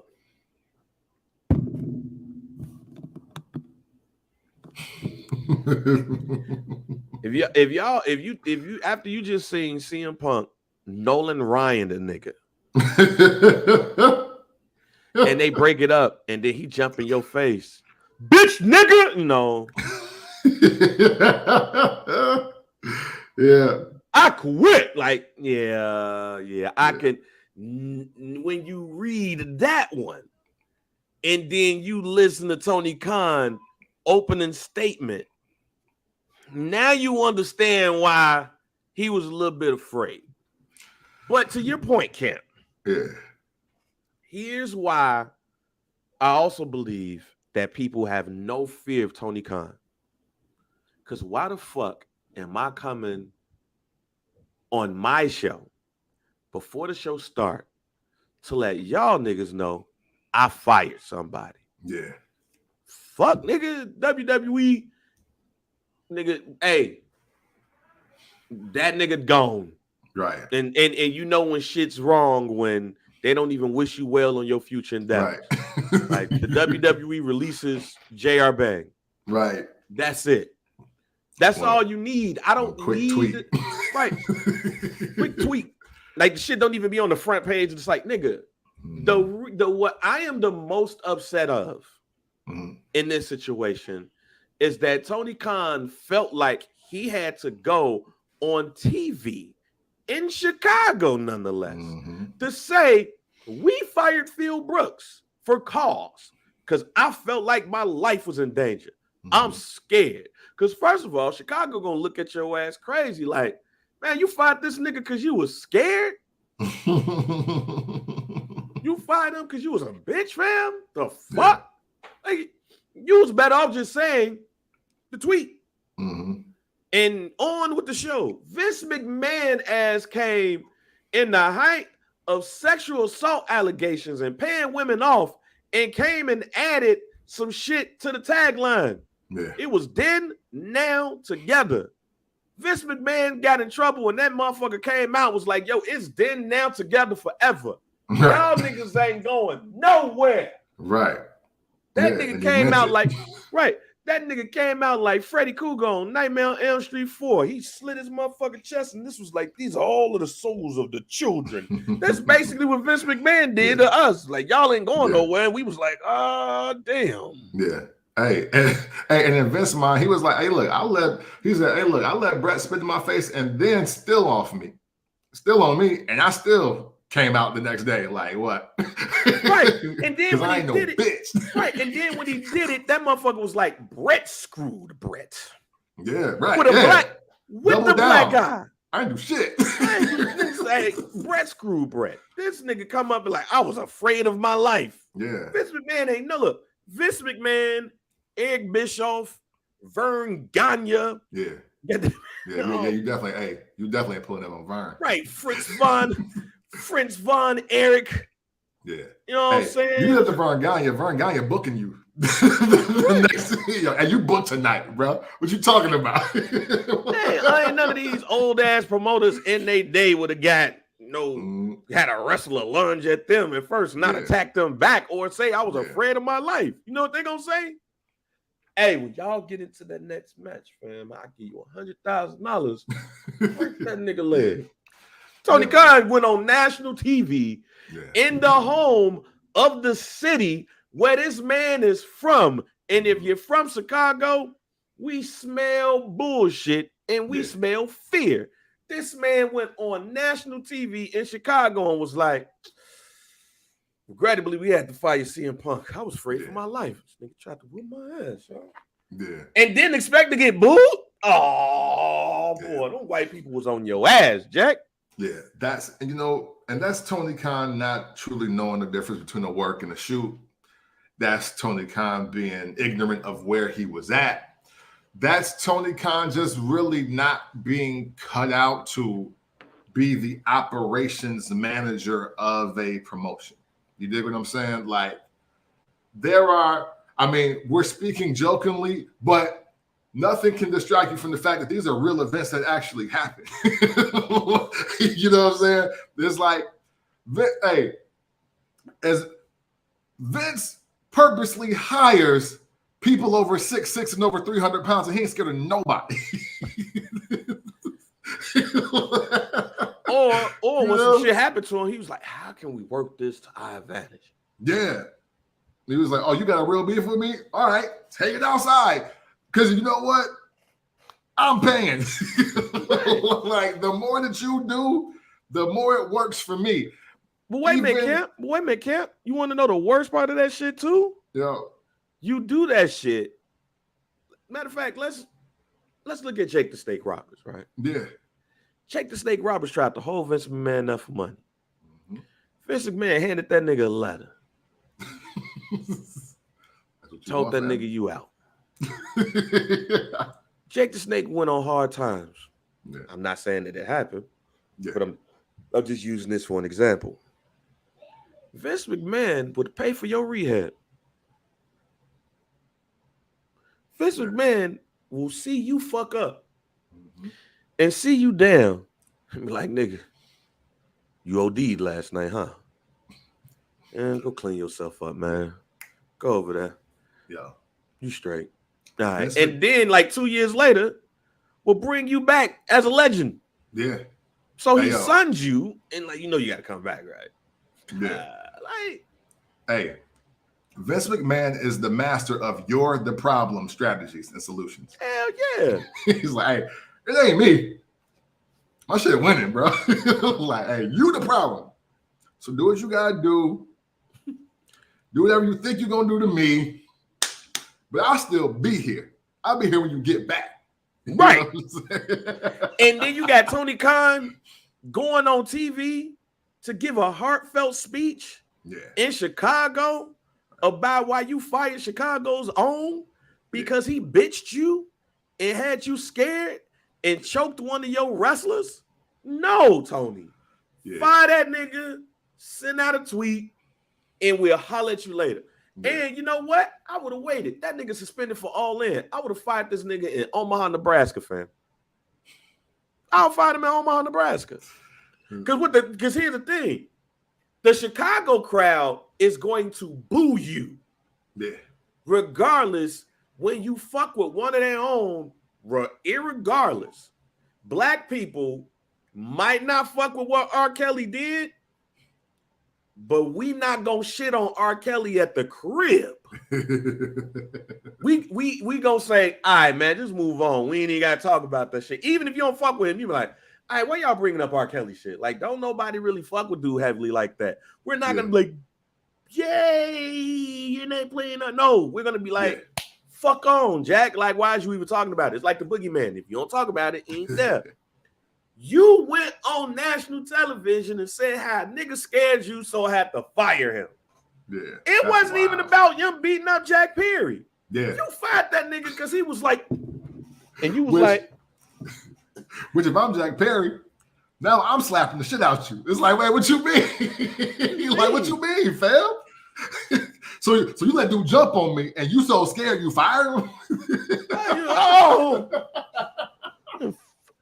Keep controlling your people, Tony Khan. Fuck, I hate this place. I quit. Yeah, man. You was like, oh shit, he about to choke me. That's why you fired him for cause. Yeah, man. And then when you go on TV in Chicago and be like, I would not be surprised. Oh, and also reportedly, allegedly, they took all CM Punk posters from fans. They confiscated all CM Punk posters. I see. So all I'm gonna say is this. I might buy All In tonight. I might buy it. Mm-hmm. You know why? Because I don't want my feed to get messed up if I were to illegally stream it. Because, and maybe I'm wrong and maybe I'm overthinking it. But with the pay-per-view of All In being in Chicago, and you just went on TV and you fired CM Punk in Chicago, his hometown, for cause or no cause. You also said that you were scared of this nigga. And y'all got another event here in Chicago. What you think them fans gonna do in Chicago? True riot, because they can't tell fact from fiction. Them niggas is gonna take over the show. Yeah, for sure. Now, a couple of things I want to say. But I believe I'm not for sure, especially if you're taking it. If they didn't take their posters, we can't have no CM Punk posters. I think you would have got away with that shit. Here's my thing. See, with information like that, though, Bang, I ain't gonna lie. Now it sounds like cheap heat. Now it sounds like cheap heat, and I don't believe half of this firing of CM Punk, at least not until after Chicago. I want to stick with an original statement that I made, though, because when I seen that CM Punk got fired, I saw the reasons why. Obviously, this is his fifth locker room incident, I think, in totality since his time being at in AEW. Damn near. I want to say this about CM Punk, and I do mean it respectfully. CM Punk is a wrestling elitist. Yeah, he can't work anywhere. He can't work anywhere. All of y'all thinking that he's going back to the WWE, that's dead. CM Punk has had the fortune of being at the very top of the industry. For whatever reason, had that taken away from him. And now he's the guy that has the pro experience at the highest level that's now shitting on everybody trying to be like him. And unfortunately with that, he's not making many friends. And, because so many of the clips have came back out and resurfaced and have been retweeted, Triple H was absolutely right. And now his whole promo from that last one of CM Punk was a shoot. That wasn't nothing more than the shoot. And he's right. As much as we hear through documentaries and through stories about how Shawn Michaels was just super unbearable and how it had to always be about Shawn Michaels. And people were saying, man, the clique is keeping us down. We never really highlight the fact that in Shawn Michaels coming up, 4 or 5 people came up with him. Versus CM Punk, he'll cut a promo and tell you how he thinks Daniel Bryan is great, or how Drew Gulak is great, and how other wrestlers like him should get a chance. But you notice how they never really get camera time? You notice how they never end up in matches in certain cards, and they've never really competed at the same time. But meanwhile, Razor Ramon was Intercontinental Champion, and Diesel is the World Champion. And Intercontinental Champion. Yeah, you know what I'm saying? And the 1, 2, 3 kid is, in the last hour of Raw, like Triple H becomes the European champion. Like, there's a lot to be said for a guy that thinks that the whole industry is messed up until he started winning. But who did you put on? Who did you put on? And that is one of the things that has become glaring about CM Punk. Like, his last ally, unfortunately, was Colt Cabana. Like, that was the last guy. And you saw what happened with that. Yeah. And it's one of those things where you can say from the outside looking in that it's damaging his legacy. But now I'm starting to think, Bang, from the inside out, people will be like, well, that was his legacy from day one. Yeah. That's who he was when he showed up. Like, y'all just see it now because now you have the company that needs him. And when I say need, I don't mean like AEW is going to crumble and go to shit just because CM Punk is not there. I'm saying it from the aspect of, yo, we need a guy who wants to be a superstar, but that can also help this roster. This is why I was saying about CM Punk. I believe in MJF, and I apologize for leaving them out because CM Punk is where MJF hopes to be by 2033, which is the decorated world champ that was the guy that did the thing. And now I'm back here to help you young whippersnappers get to where I was, not sit here and take every little bit that I got left because what y'all gonna do without me? Look, man, I'll say this and I'll put a bow on it. I think you was exactly right when you say he's a wrestling elitist. Because I think CM Punk probably just would have got suspended if it wasn't for the speech that he gave at this gala that he was at this past weekend. Yeah. And me, shouts out to A Plus and my man Nails, because we was talking about it yesterday. When they both text me that CM Punk got fired. Then I saw Mike B put in the first Black Champ group, and then I saw my man Chris share it, and everything, and you see all of that shit, right? And then I start seeing those clips of the speeches, and I saw that photo that him and Medusa had where they was choking each other, and then then they had the normal photo, and I was like, hearing him say that he stands on the shoulders of legends. And I was like, yeah, you're right. But the difference between the legends' shoulders that you stand on and you is all about respect. Yeah. And I don't think niggas respect CM Punk like he want them to. Right. Like he respects Greg the Hammer Valentine. Like we was making fun of him, talking about all of the legends that he's cool with, like Harley Race stamped me and all that shit. And I'm sitting there like, for niggas my age, we like, okay, that's dope. Yeah. But not the niggas in the locker room.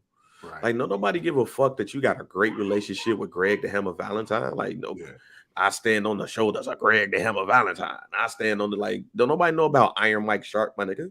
Yeah. Like now, I'm not saying that you're not standing that high when you say that. Yeah, and I'm not saying that these were some of the names that he named, but to me, that's what I'm like, yo, you stand on the shoulders of who? My nigga. Yeah. What is wrong with you? Yeah. And CM Punk is why old heads get a bad rap. Yeah. Because and CM Punk is why old niggas get a rap. Look, CM Punk is why CM Punk is why old people not only get a bad rap, because I believe there's a lot of old heads that really want to actually like get folks game and help them out and help them succeed. Yeah. But you get people like CM Punk that people really respect and love. Like we saw him do the one of the best shoots in wrestling history, sitting down the Indian style, and he really hit John Cena and Triple H and Vince McMahon over the head. And then you meet him. And then you understand why sometimes you don't want to meet your heroes. Yeah. You want to keep them where they at, because then he's the same person that would shun you. He's the same person that would talk shit about you. He's the same. And it's not under the guise of you disrespect me, I'm going to disrespect you. No. Bro, you ain't Dick Slater, Dick Murdoch. You ain't Batista. Yeah. You ain't Booker T. You ain't none of them. Because at the end of the day, they are respected. Yeah. And for Jack Perry to even think about getting away with apparently what he thought he was getting away with, they don't respect you. And if it's one or two people, I get it and understand. But when it's damn near half of the locker room and it's all of the young dudes and the old cats is like, oh man, don't worry about it, man. That's just how he acts. Right. That's a you problem. Yeah, for sure. At the end of the day, that is a you problem. And that's why, not saying that this is the case, but I would not be surprised if the younger folks at AEW really don't fuck with the older niggas. Yeah. Because people like CM Punk, because that's they obvious. Feel like, because CM Punk is one of them OGs that feel like because he's an OG, you must respect me because I'm an OG. Yeah. Don't try to put that on me because you was letting them niggas check you and you ain't say nothing about it. Right. That's not them. You're not gonna check me, fam. Yeah. I grew up looking at you. I grew up respecting you. I grew up thinking that you was one of the best ever. But then I meet you and you a dick. And not supposed to take that shit, pause, because you an OG. Man, fuck you, Jack. And that's why CM Punk is in the shit that he in, because all them people came in thinking like, yo, this is really dope for us. There was probably 2 people in that locker room was like, nah, fam, I don't think y'all really know CM Punk like that. Yeah. Oh, man, how can it be? And his ass walked up in the locker room and was like, all right, y'all young niggas, y'all follow me. I'm going to take this company to new heights. And y'all was like, wait the fuck minute. And Cody tried to tell y'all ass. Because Cody was that person that was like, hey, G, it ain't all sunshine and rainbows. Y'all was like, it can't be. And now y'all ass is sitting up there about to get booed the fuck out of in Chicago because y'all owner fired this man because he was scared of him. Yeah. Hey, it's ironic how every single promo that CM Punk cut on Triple H and John Cena is actually talking about himself.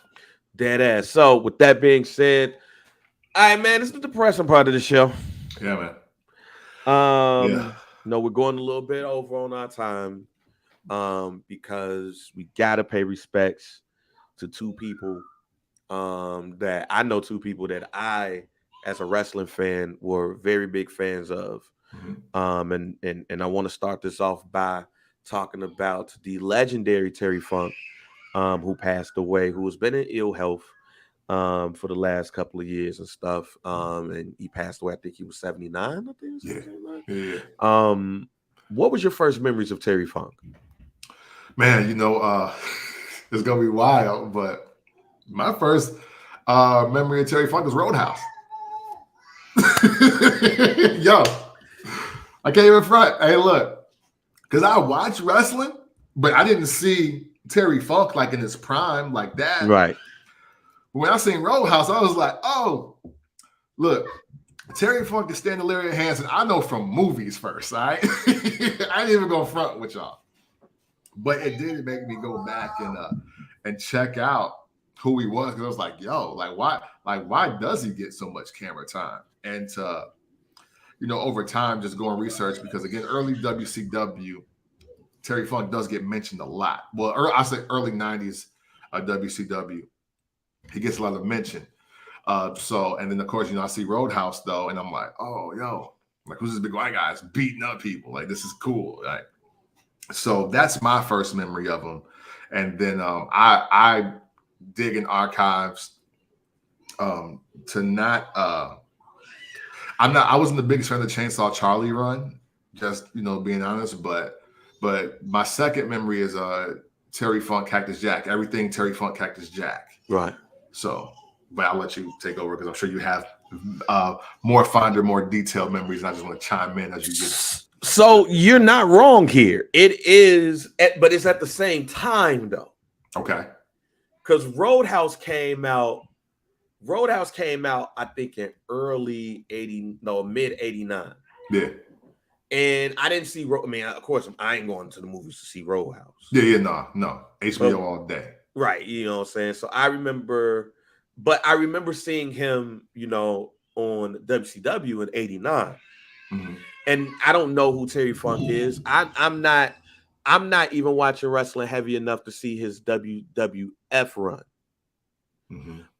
But I'm watching, WCW on, I think it was 50 or Channel 66, and was like, yo, this dude just whooped Ric Flair ass.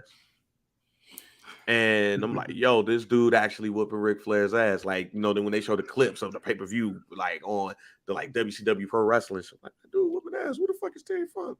Yeah. They talking about, hey, a legend and all that. But then my cousin rents Roadhouse. Mm-hmm. Now, ladies and gentlemen, let's just say this now. In 1989, there's no reason for me and Kemp to be watching Roadhouse. Absolutely not. But we did. Yep, you sure did. And the first thing that I see outside of Patrick Swayze and Doc fucking right is Terry Funk. Yeah. And I said, yo, that's the dude that was just on WCW. Wait a minute. Like, whoa. He a wrestler? Like, whoa. Right.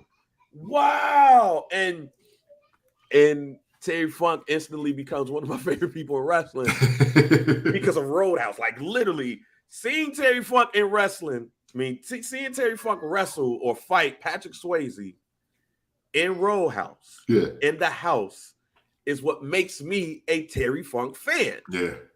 Now, later on, I find out he used to be in the WWF.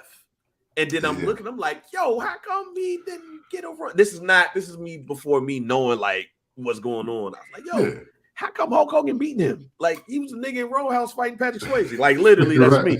But then after that, I find out the legacy of Terry Funk extends before all this shit that I'm talking about. Him and Dory Funk Sr. and all that stuff. And I'm like, whoa. Like, now I'm in the mid-90s. I'm like, yo, Terry Funk is a whole ass legend. Now, that's also on the heels of me buying Pro Wrestling Illustrated. Now I'm buying these, and they're talking about the death matches. Between him and Cactus Jack in Japan and all of that. And they're talking about how Terry Funk is a revered legend in wrestling, a former NWA World Heavyweight Champion, fused with all of the greats. And now he's in Japan, old as hell, having death matches. So, and this is when people are looking down on that. Then I start to see the ECW. I wasn't a big fan of the Chainsaw Charlie shit, but it was funny. Yeah, no, it's definitely funny. But before you go, my favorite Terry Funk run is none of them shits. Really? My favorite Terry Funk run is with Bunkhouse Buck. Oh, I love Terry Funk, Bunkhouse Buck, Colonel Robert Parker. Yeah. For some reason, that stretch of WCW Saturday Night and them beating the shit out of Dustin Rhodes is my shit. Which is what I'm seeing. This is why I want you to say that. Because to chime in, to me, Terry Funk got Dustin Rhodes over on me. And that's what I remember him for the most. Oh, well, yeah, damn. that was yeah. All right. but yeah, no. Because Dustin Rhodes, I credit two legends for me respecting his work so much, and it's not even his pops. You know what I'm saying? Barry Windham and Terry Funk. Because I think without those two, I don't think the natural Dustin Rhodes, as just a persona and as an entertainer and a wrestler, gets over with the crowd as much as he does. Because the bunkhouse matches, Bunkhouse Buck, and all that, and I was like, yo, that was wildly entertaining. And we don't know at the time, at least I don't. This man is in his twilight. He's supposed to be in the twilight of his career while he's doing this. Mm-hmm. And so Roadhouse and Dustin Rhodes are those are the bookends for me for the most entertaining portion of Terry Funk's career for me. And I get he's done a world of great things, but we're not the podcast that gas you up and read stats and act like we was there for some shit we wasn't there for. We telling you the real deal. We 80s babies that was in the 90s, coherent and receiving information, and that's what we got. You know what I mean? Say it like this, Kemp. How many podcasts gonna actually really for real tell you that their first moments with Terry Funk is Roadhouse and him fighting Patrick Swayze and them. Also, it was a couple of weeks ago where I was today years old when I found out that he choreographed Rocky V. Yeah, I did not know that until afterward. Wait a minute. Yeah. So Terry Funk has been, and I love Rocky V. I'm one of the few Yeah. people that really love Rocky V. I love the whole Rocky series, ladies and gentlemen. Yeah, it's like absolutely. I think the Rocky series is the greatest series in like American cinema history. There you go. Come to the dark side, baby. It's the greatest. And Terry Funk choreographed Rocky V, the fight scene outside of the bar at the end, and he got Roadhouse under his belt. He beat the shit out of Ric Flair, power bombed him. Power drived him, you know what I'm saying, on a table that didn't break, went over Japan and blew himself up and wrestled, became middle-aged and crazy, wrestled at ECW, became the ECW champion, helped put that over, helped get the New Age Outlaws over as well as an old-ass man, had a whole-ass career before we even knew it. So shouts out to Terry Funk. Wow. And then we have the unfortunate passing of Bray Wyatt. Yes. This one hit. Not even gonna front. I dropped a tear. The man was 36 years old. Yeah, man. That's always heartbreaking. Just had another shorty. Had kids from a prior marriage. Then he had his kids with JoJo Offerman, former WWE superstar, herself. I'm a day one Bray Wyatt fan. Right. And you know this. Yeah, for sure. I was a fan of Husky Harris. Yeah. I'm probably one of 50 niggas that thought Husky Harris was gonna be the shit. When he was on NXT, right? When he was on, because I know who his daddy is. Right. Yeah. And I know who his uncle is. His uncles are. Right. So when I see him as Husky Harris, I'm one of the few people in the world who like, look, the nigga gonna be cold. I don't care if his name Husky Harris. Right. He gonna be cold. I'm also one of the few people that I know who was starting to watch starting to watch an episode of NXT on Hulu. And I saw him wrestle Chris Jericho. And I was like, yo, with this Bray Wyatt character. Right. And I said, yo, I think it was you who I told Husky Harris is in NXT as Bray Wyatt, kind of like Waylon Mercy. Oh, yes. And he gonna be cold. Yeah, because I was not watching NXT at all at that time. Yeah. I said, he gonna be cold. He gonna be it. That's before even me seeing Luke Harper and Eric Rowan wrestle consistently in NXT. Because I remember, what's my man name? Eli Cottonwood was once a part of the group too. Okay. But when I saw him wrestle Chris Jericho and start seeing the promos, I said it's only a matter of time when he's there on the main roster. I remember when they started teasing his debut on the main roster with the chair. He gonna be, this is who I was telling y'all about. I'm a day one Bray Wyatt fan. So to see somebody as young as Bray Wyatt pass on, it was terrible. Now this last run with the WWE, when he got back, we constructively criticized it because the way things was going.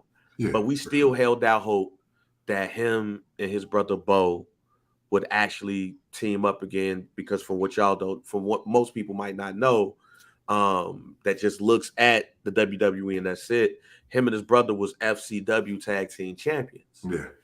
You know what I'm saying? But when I also say that I'm a day one fan of Bray, that's also partly because of his daddy and his uncle. For sure. I am a big IRS fan.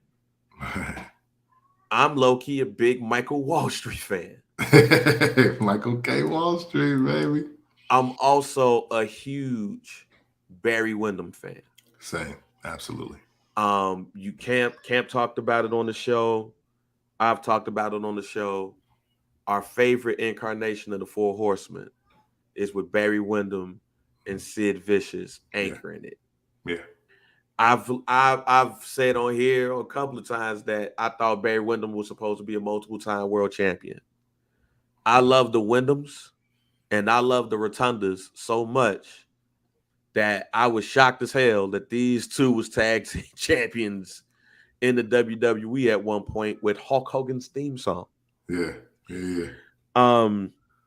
So it was shocking to be in the car in Cleveland, going to the station and sending a text like, "Yo, Bray Wyatt died."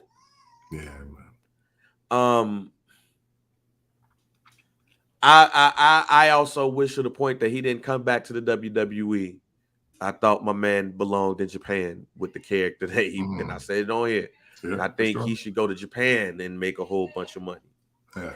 It's just sad that we're not going to see this man grow like we've seen some of the other wrestlers grow. Yeah. So this hits different. This also hits different for me because if the reports that you've seen are correct, it's how he died. Yeah, man. One, contracting COVID. I had it. You had it. You had it worse than me. Yeah. And then the long-term effects that he started to have. And if the report is correct, he didn't have his defibrillator on when he was asleep. And that may have stopped him from having the heart attack in his sleep. I don't know if all of that's true. Right. But because of what we've dealt with in the past 2.5, 3 years, because while I might not have had COVID the way some others had it, COVID affected me and my health in other ways. Sure. That, I'm still feeling the effects of today. So it's just a reminder that the time that we have on here is relatively short. Yeah. And nobody knows the day and the time that they're gonna go. Yeah. It's just sad to see somebody with the future that this man had, not just in wrestling, but I think overall is no longer with us. And this was the first wrestling death in a while that had me taken aback because it didn't have anything to do with old age. Yeah. It didn't have anything to do with drugs. It didn't have to do with anything extracurricular. Right. It had to do with something that we've dealt with in the last 3 years. Yeah. That, quite honestly, I'm thankful of niggas like you and the homies and family members to make it out of. But it's scary to think of some of the underlying effects that you just might not know. Yeah. And that's what scared me about the passing of Bray Wyatt. Yeah. I'm right with you on that. I mean, for those that may not know or may not remember, because a lot has happened so much in the last 3 years. I was in the hospital with COVID for 3 days, and they discharged me on election day, which was ironic in itself, right? And not that I have been wondering why I don't like what's really long term with me.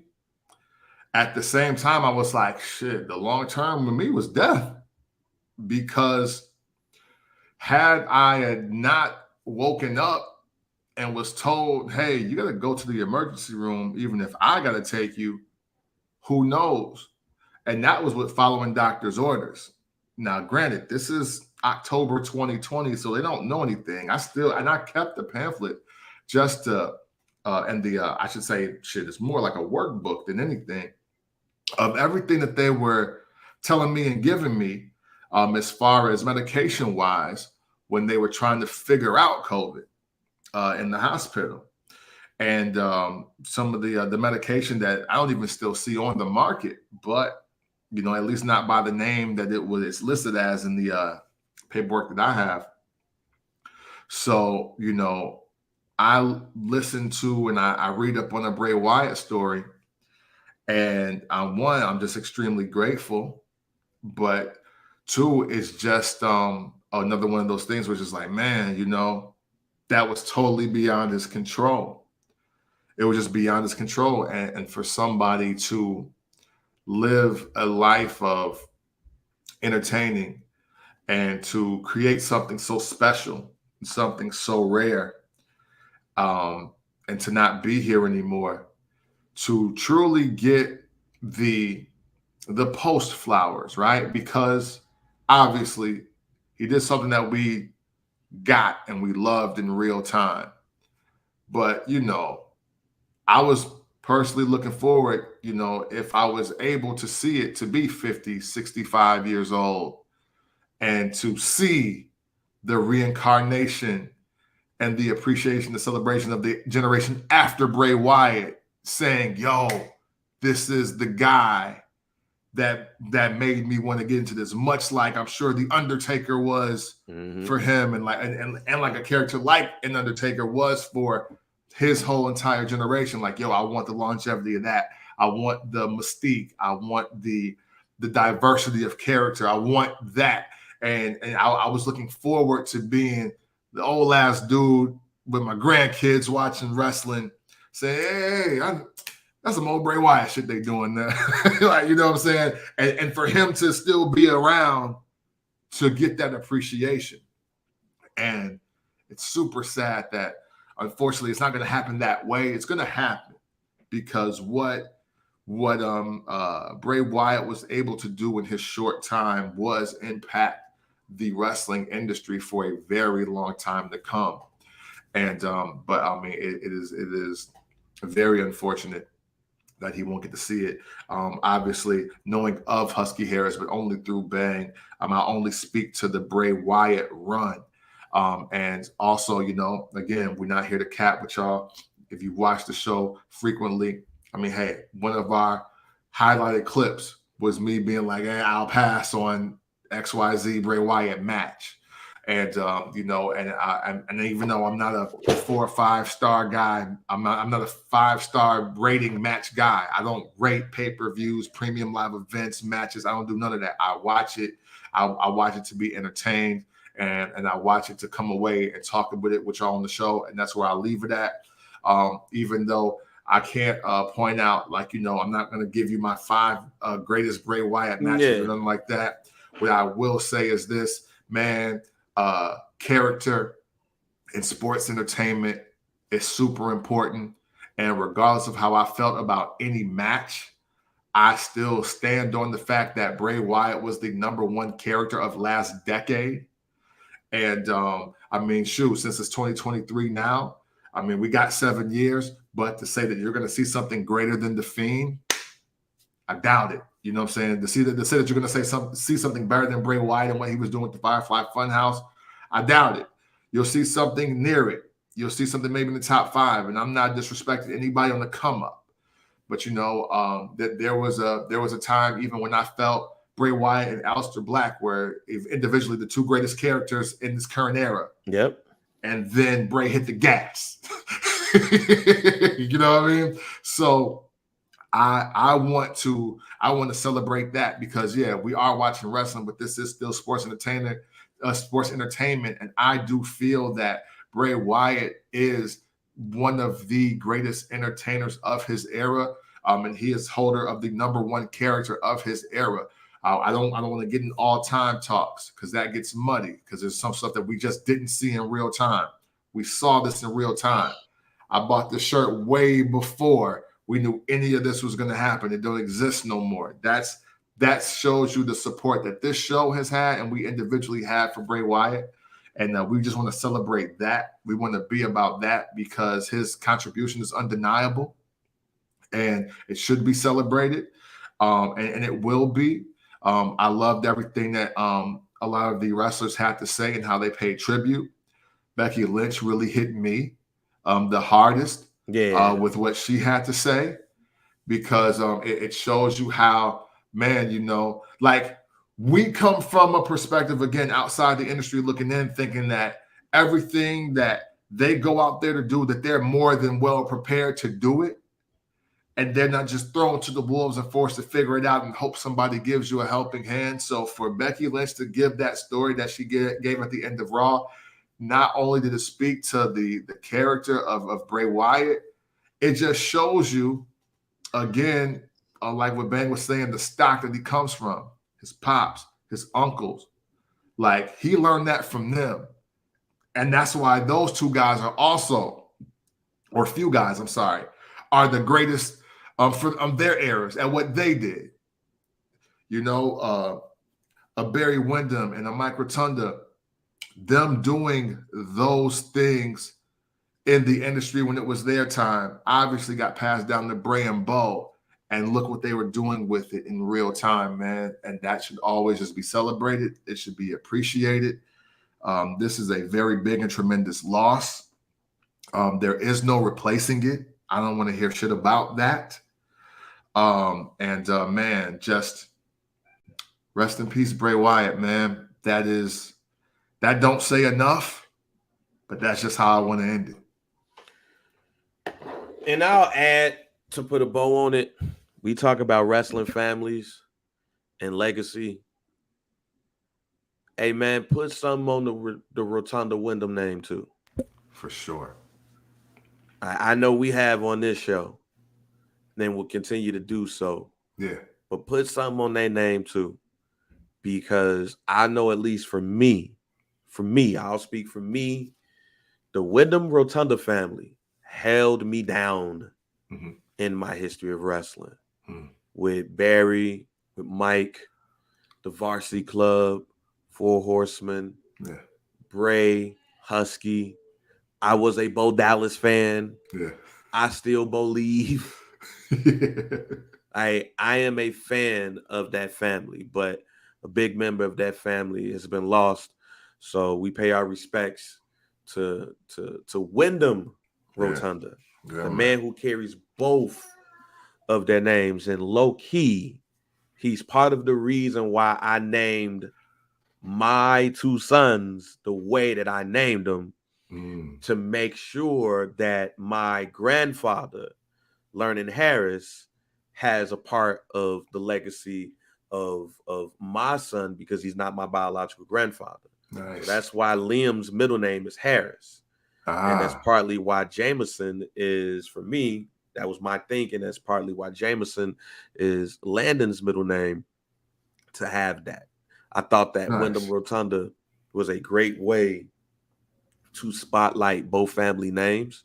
Yeah. And hey, man, rest in peace to Wyndham Rotunda, Husky Harris, Bray Wyatt, The Fiend, an all-time great to me, WWE.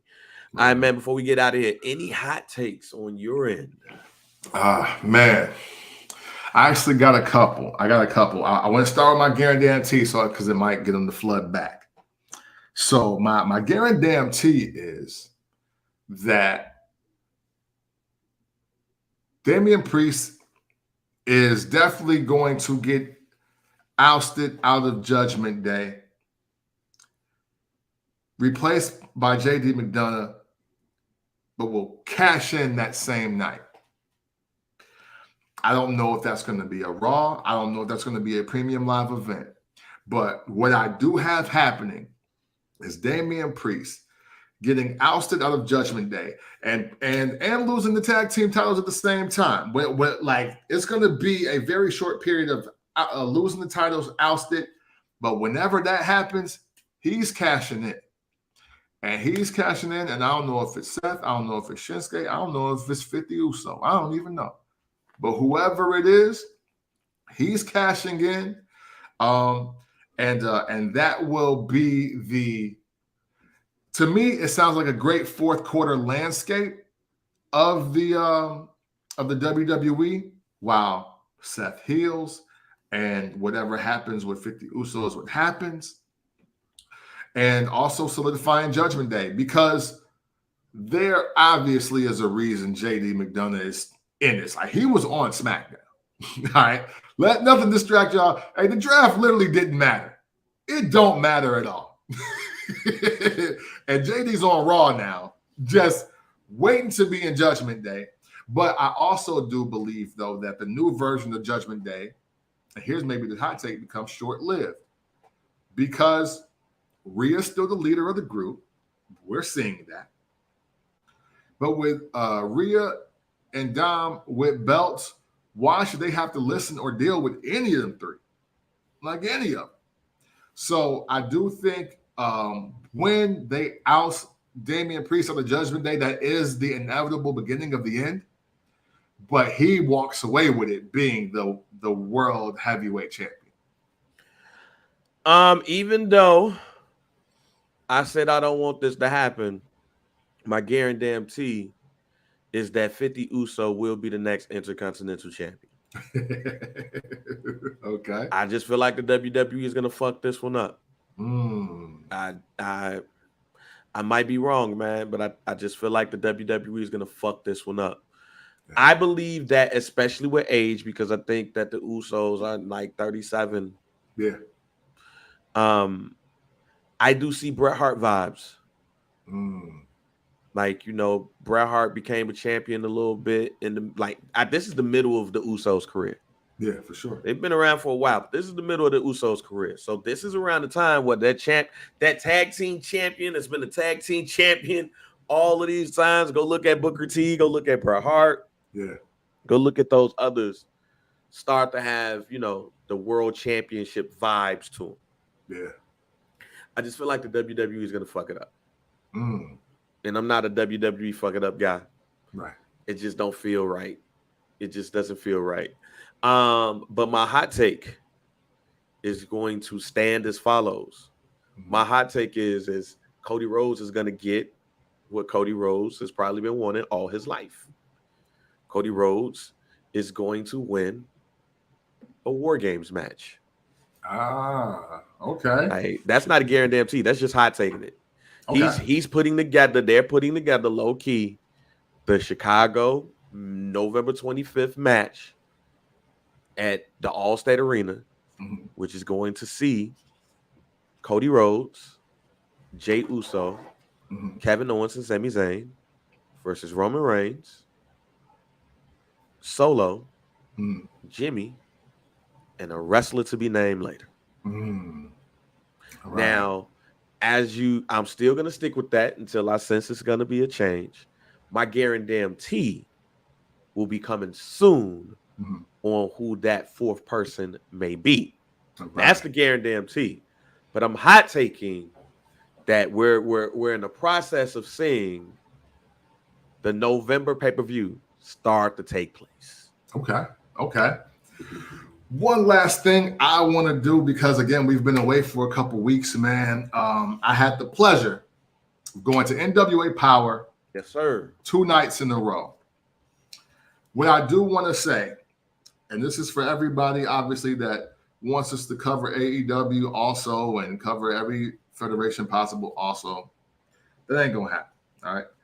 We're going to talk about the hot shit, the good shit, the great shit, and what we want to talk about. But whenever we get a chance to partake in a certain experience, I think it should be highlighted. And I want to salute all the men and women on NWA Power. 2 nights, 2 really great shows. A lot of people in what I'm going to just call the undercard or the dark matches that I never heard of, that really did their thing. They're not even in the program. I picked up the program just to see who was on the roster, and I didn't see them on here. I got, if y'all seen the Instagram story, I uploaded as much as I could. I got made more pictures and video than that. I do want to give a couple shout outs though. First shout out I got, man, it's for Kerry Morton. Kerry Morton is Ricky Morton's son. Okay. And he going crazy. Going crazy. He is really, really good, man. He is Ricky Morton meets stunning Steve Austin with Stone Cold Steve Austin's mouth. Pause. Because I never heard so many get the fuck out of my face. Son of a bitch, shut up. Get the fuck out my ring. I'll beat your ass. Like, fuck you in a match. In a match. Kerry Morton was getting his shit off. Hey, but he can really go. Like, he's dope. Ricky got one, man. I don't know how many kids he got out there in the world, but Kerry get busy. And they teamed him with my new favorite guy in NWA, which is Thrill Billy. Thrill Billy is a monster, dog. Hey, hey. And speaking of all this, to tie everything in the show together, you like Terry Funk, you like Stan, the Lariat Hansen, yep. You like Barry Windham, Thrill Billy, you like Dick Slater and Dick Murdoch, the Hardliners, Trevor Murdoch, Thrill Billy, one of them. He won. How that lariat? How that lariat? Oh, insane. Listen, another big, out of shape white boy from Texas that beats people up. But his charisma slider, high. Okay. Very high. Bradshaw charisma or? Yeah. Okay. Yeah. But you can tell, again, he's another one of those guys that raising that attitude era. And the promo that he cut for himself, because of him, Ricky and him and Kerry, they're in a trio now called the Southern Six. And they got their own little gang sign, and they come out with the shirts. And he was like, yo, make sure y'all get to the merchandise stand and get one of these Southern Six shirts because the shit is selling like fucking hotcakes. And I was like, oh, hey, yo, he going crazy. So all that to say, man, had a really great time. Got a new black champ. I believe my man Mims, Big Strong Mims, he won the television title, the NWA television title. Okay, that's a legendary title. You know what I'm saying? So we got a new black champ. Aaron Stevens, y'all may know him as Damian Sandow. Well, look, he managed the new Doom. All right, he managed the Black Doom. So Rodney. Rodney is one of them. Yes. And I never met him before, but Marche Rocket, Jay knows him. Knows him. He was actually a part of their group at one point. Him, Red, they were like the Soul Takers or some shit like that. Yeah. But now, ironically, they're Blunt Force Trauma. What happens to be the name of LA Knight's finisher, right? And I was trying to find her because she was showing me love. Hold up, man. I got a little love out there on the NWA. Hey. You know what I'm saying? I don't think I got the clip. But yeah, so like it's this little trio. Yeah, you know what I'm saying? Yeah, cue that boys in the hood because I would definitely. But pretty empowered. Very entertaining young ladies, right? And I want to say Kenzie Page. Page. Shout out to Kenzie Page. We're going to follow you on the First Black Champ Twitter because I think it's just right. You know what I'm saying? When she was getting to her back and she's highly entertaining, I got up. I was like, yeah. She looked dead. She turned dead in my face and was like, you know what's up. I was like, yo, you will know what's up. You delicate little angel food cake, you. But that might be the clip, sir. Hey. That's the clip. Yo, pretty empowered. I mess with them. Dope young ladies. They got some talent. They got some talent on this roster, this NWA Power roster, this new roster. And I can't highlight everybody because as I'm looking through the program, I did see a lot of great entertainment. I'm just talking about standout performers. EC3, so, what was up with? And I'm good. Perfect segue because that's where I was going. Because now for the low light of NWA Power. All right. Respectfully, because we just had two wrestlers pass away. All right. But EC3, Bang, I'm sorry. Still don't get it. And I know he beat Tyrus, but people weren't really high on Tyrus either. Right. Yeah. But here's my deal with EC3. Obviously, the look for a professional wrestler, amazing. He's immaculate appearance-wise. But you know who's also immaculate appearance-wise? Sexy Jesus.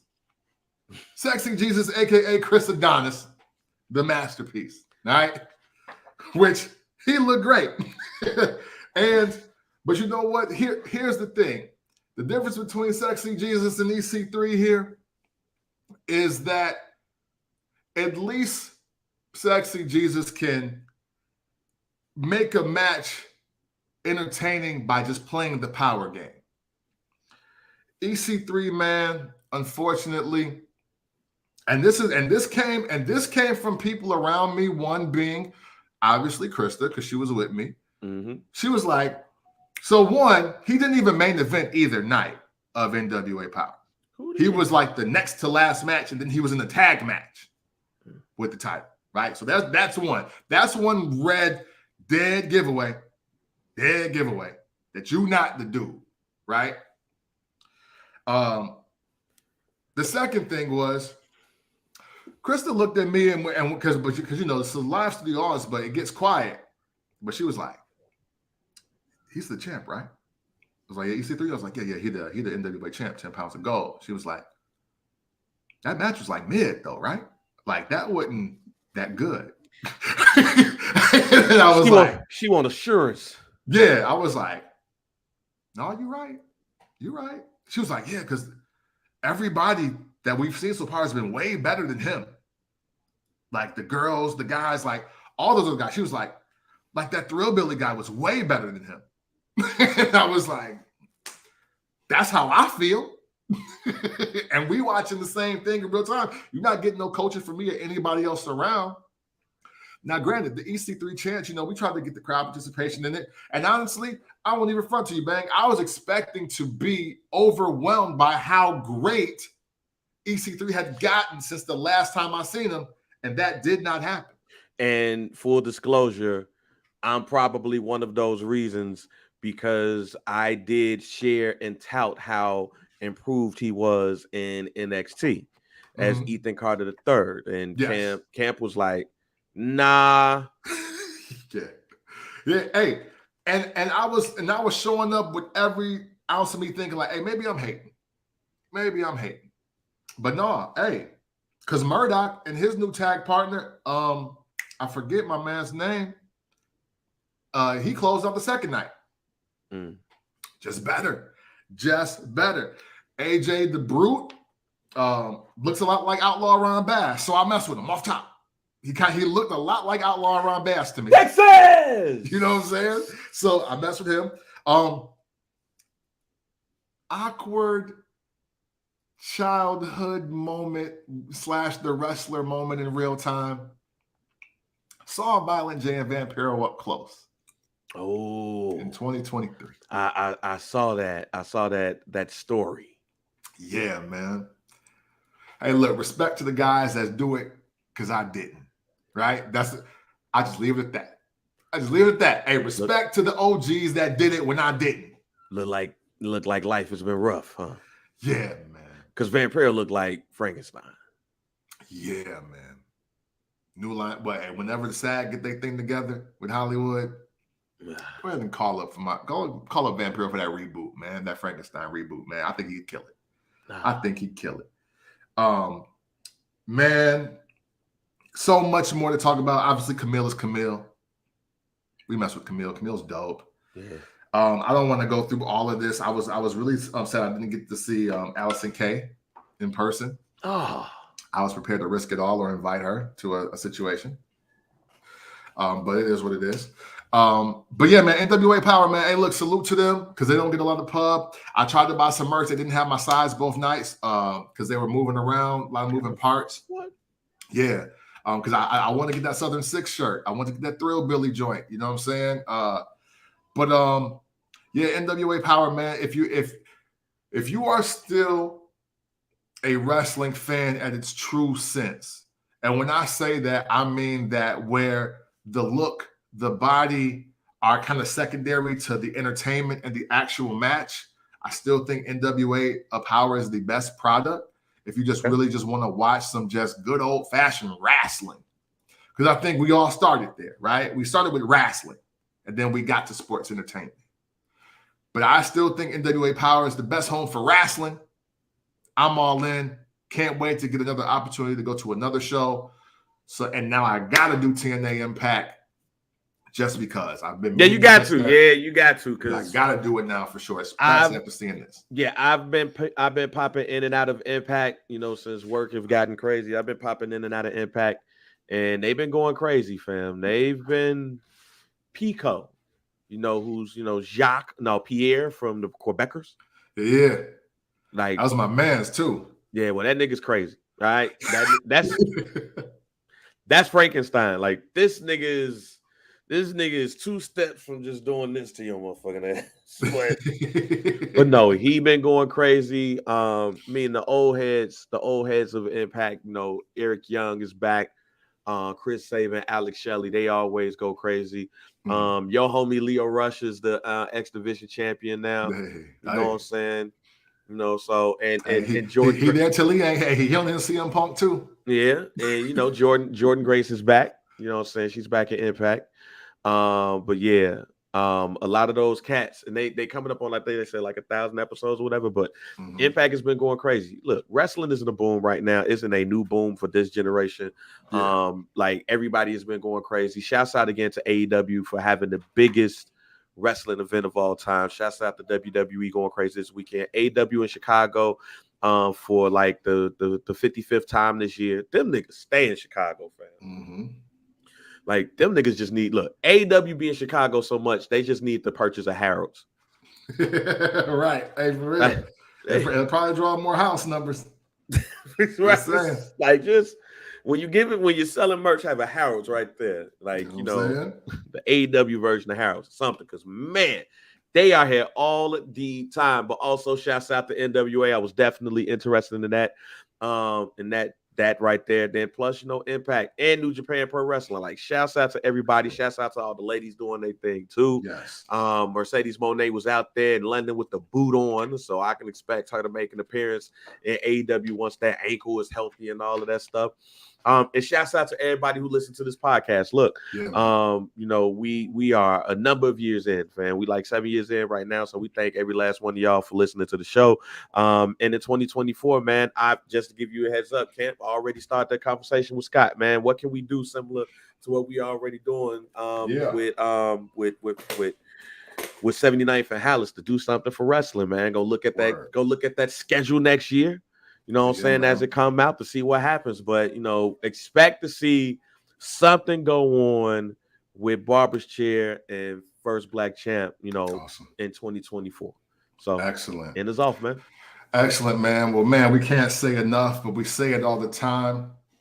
Thank you, guys. Thank you for tuning in. Thank y'all for getting them streams in double digits. And we've been gone for 2 weeks, man. We ain't too far gone to recognize that, you know what I'm saying? In this space and time that we live in where content is weekly, daily, hourly, and you could take a time or two off, day or two, week or two off, and people don't really come back and mess with you like that. But y'all do, man. So that's greatly appreciated. We don't plan a lot of these breaks, and we don't plan to do many of these breaks moving forward, but y'all know y'all gonna get high quality content. You're gonna get things that obviously WWE front office is looking at and doing on the slide. And not compensating correctly, not shouting out correctly, not showing the right amount of love, but it's cool because we fans of this shit, bro. We gonna keep doing this, man. But you know what? You all being a part of the streams, being a part of the groups, being a part of the threads, your likes, your comments, your shares, your X's, or your tweets, because we got X's, but we ain't talking about X's. We talking about tweets, right?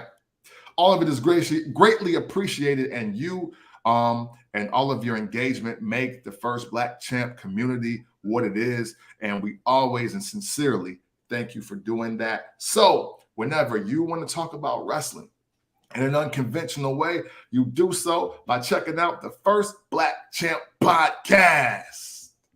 Pick VP DOC, and we are out. Run.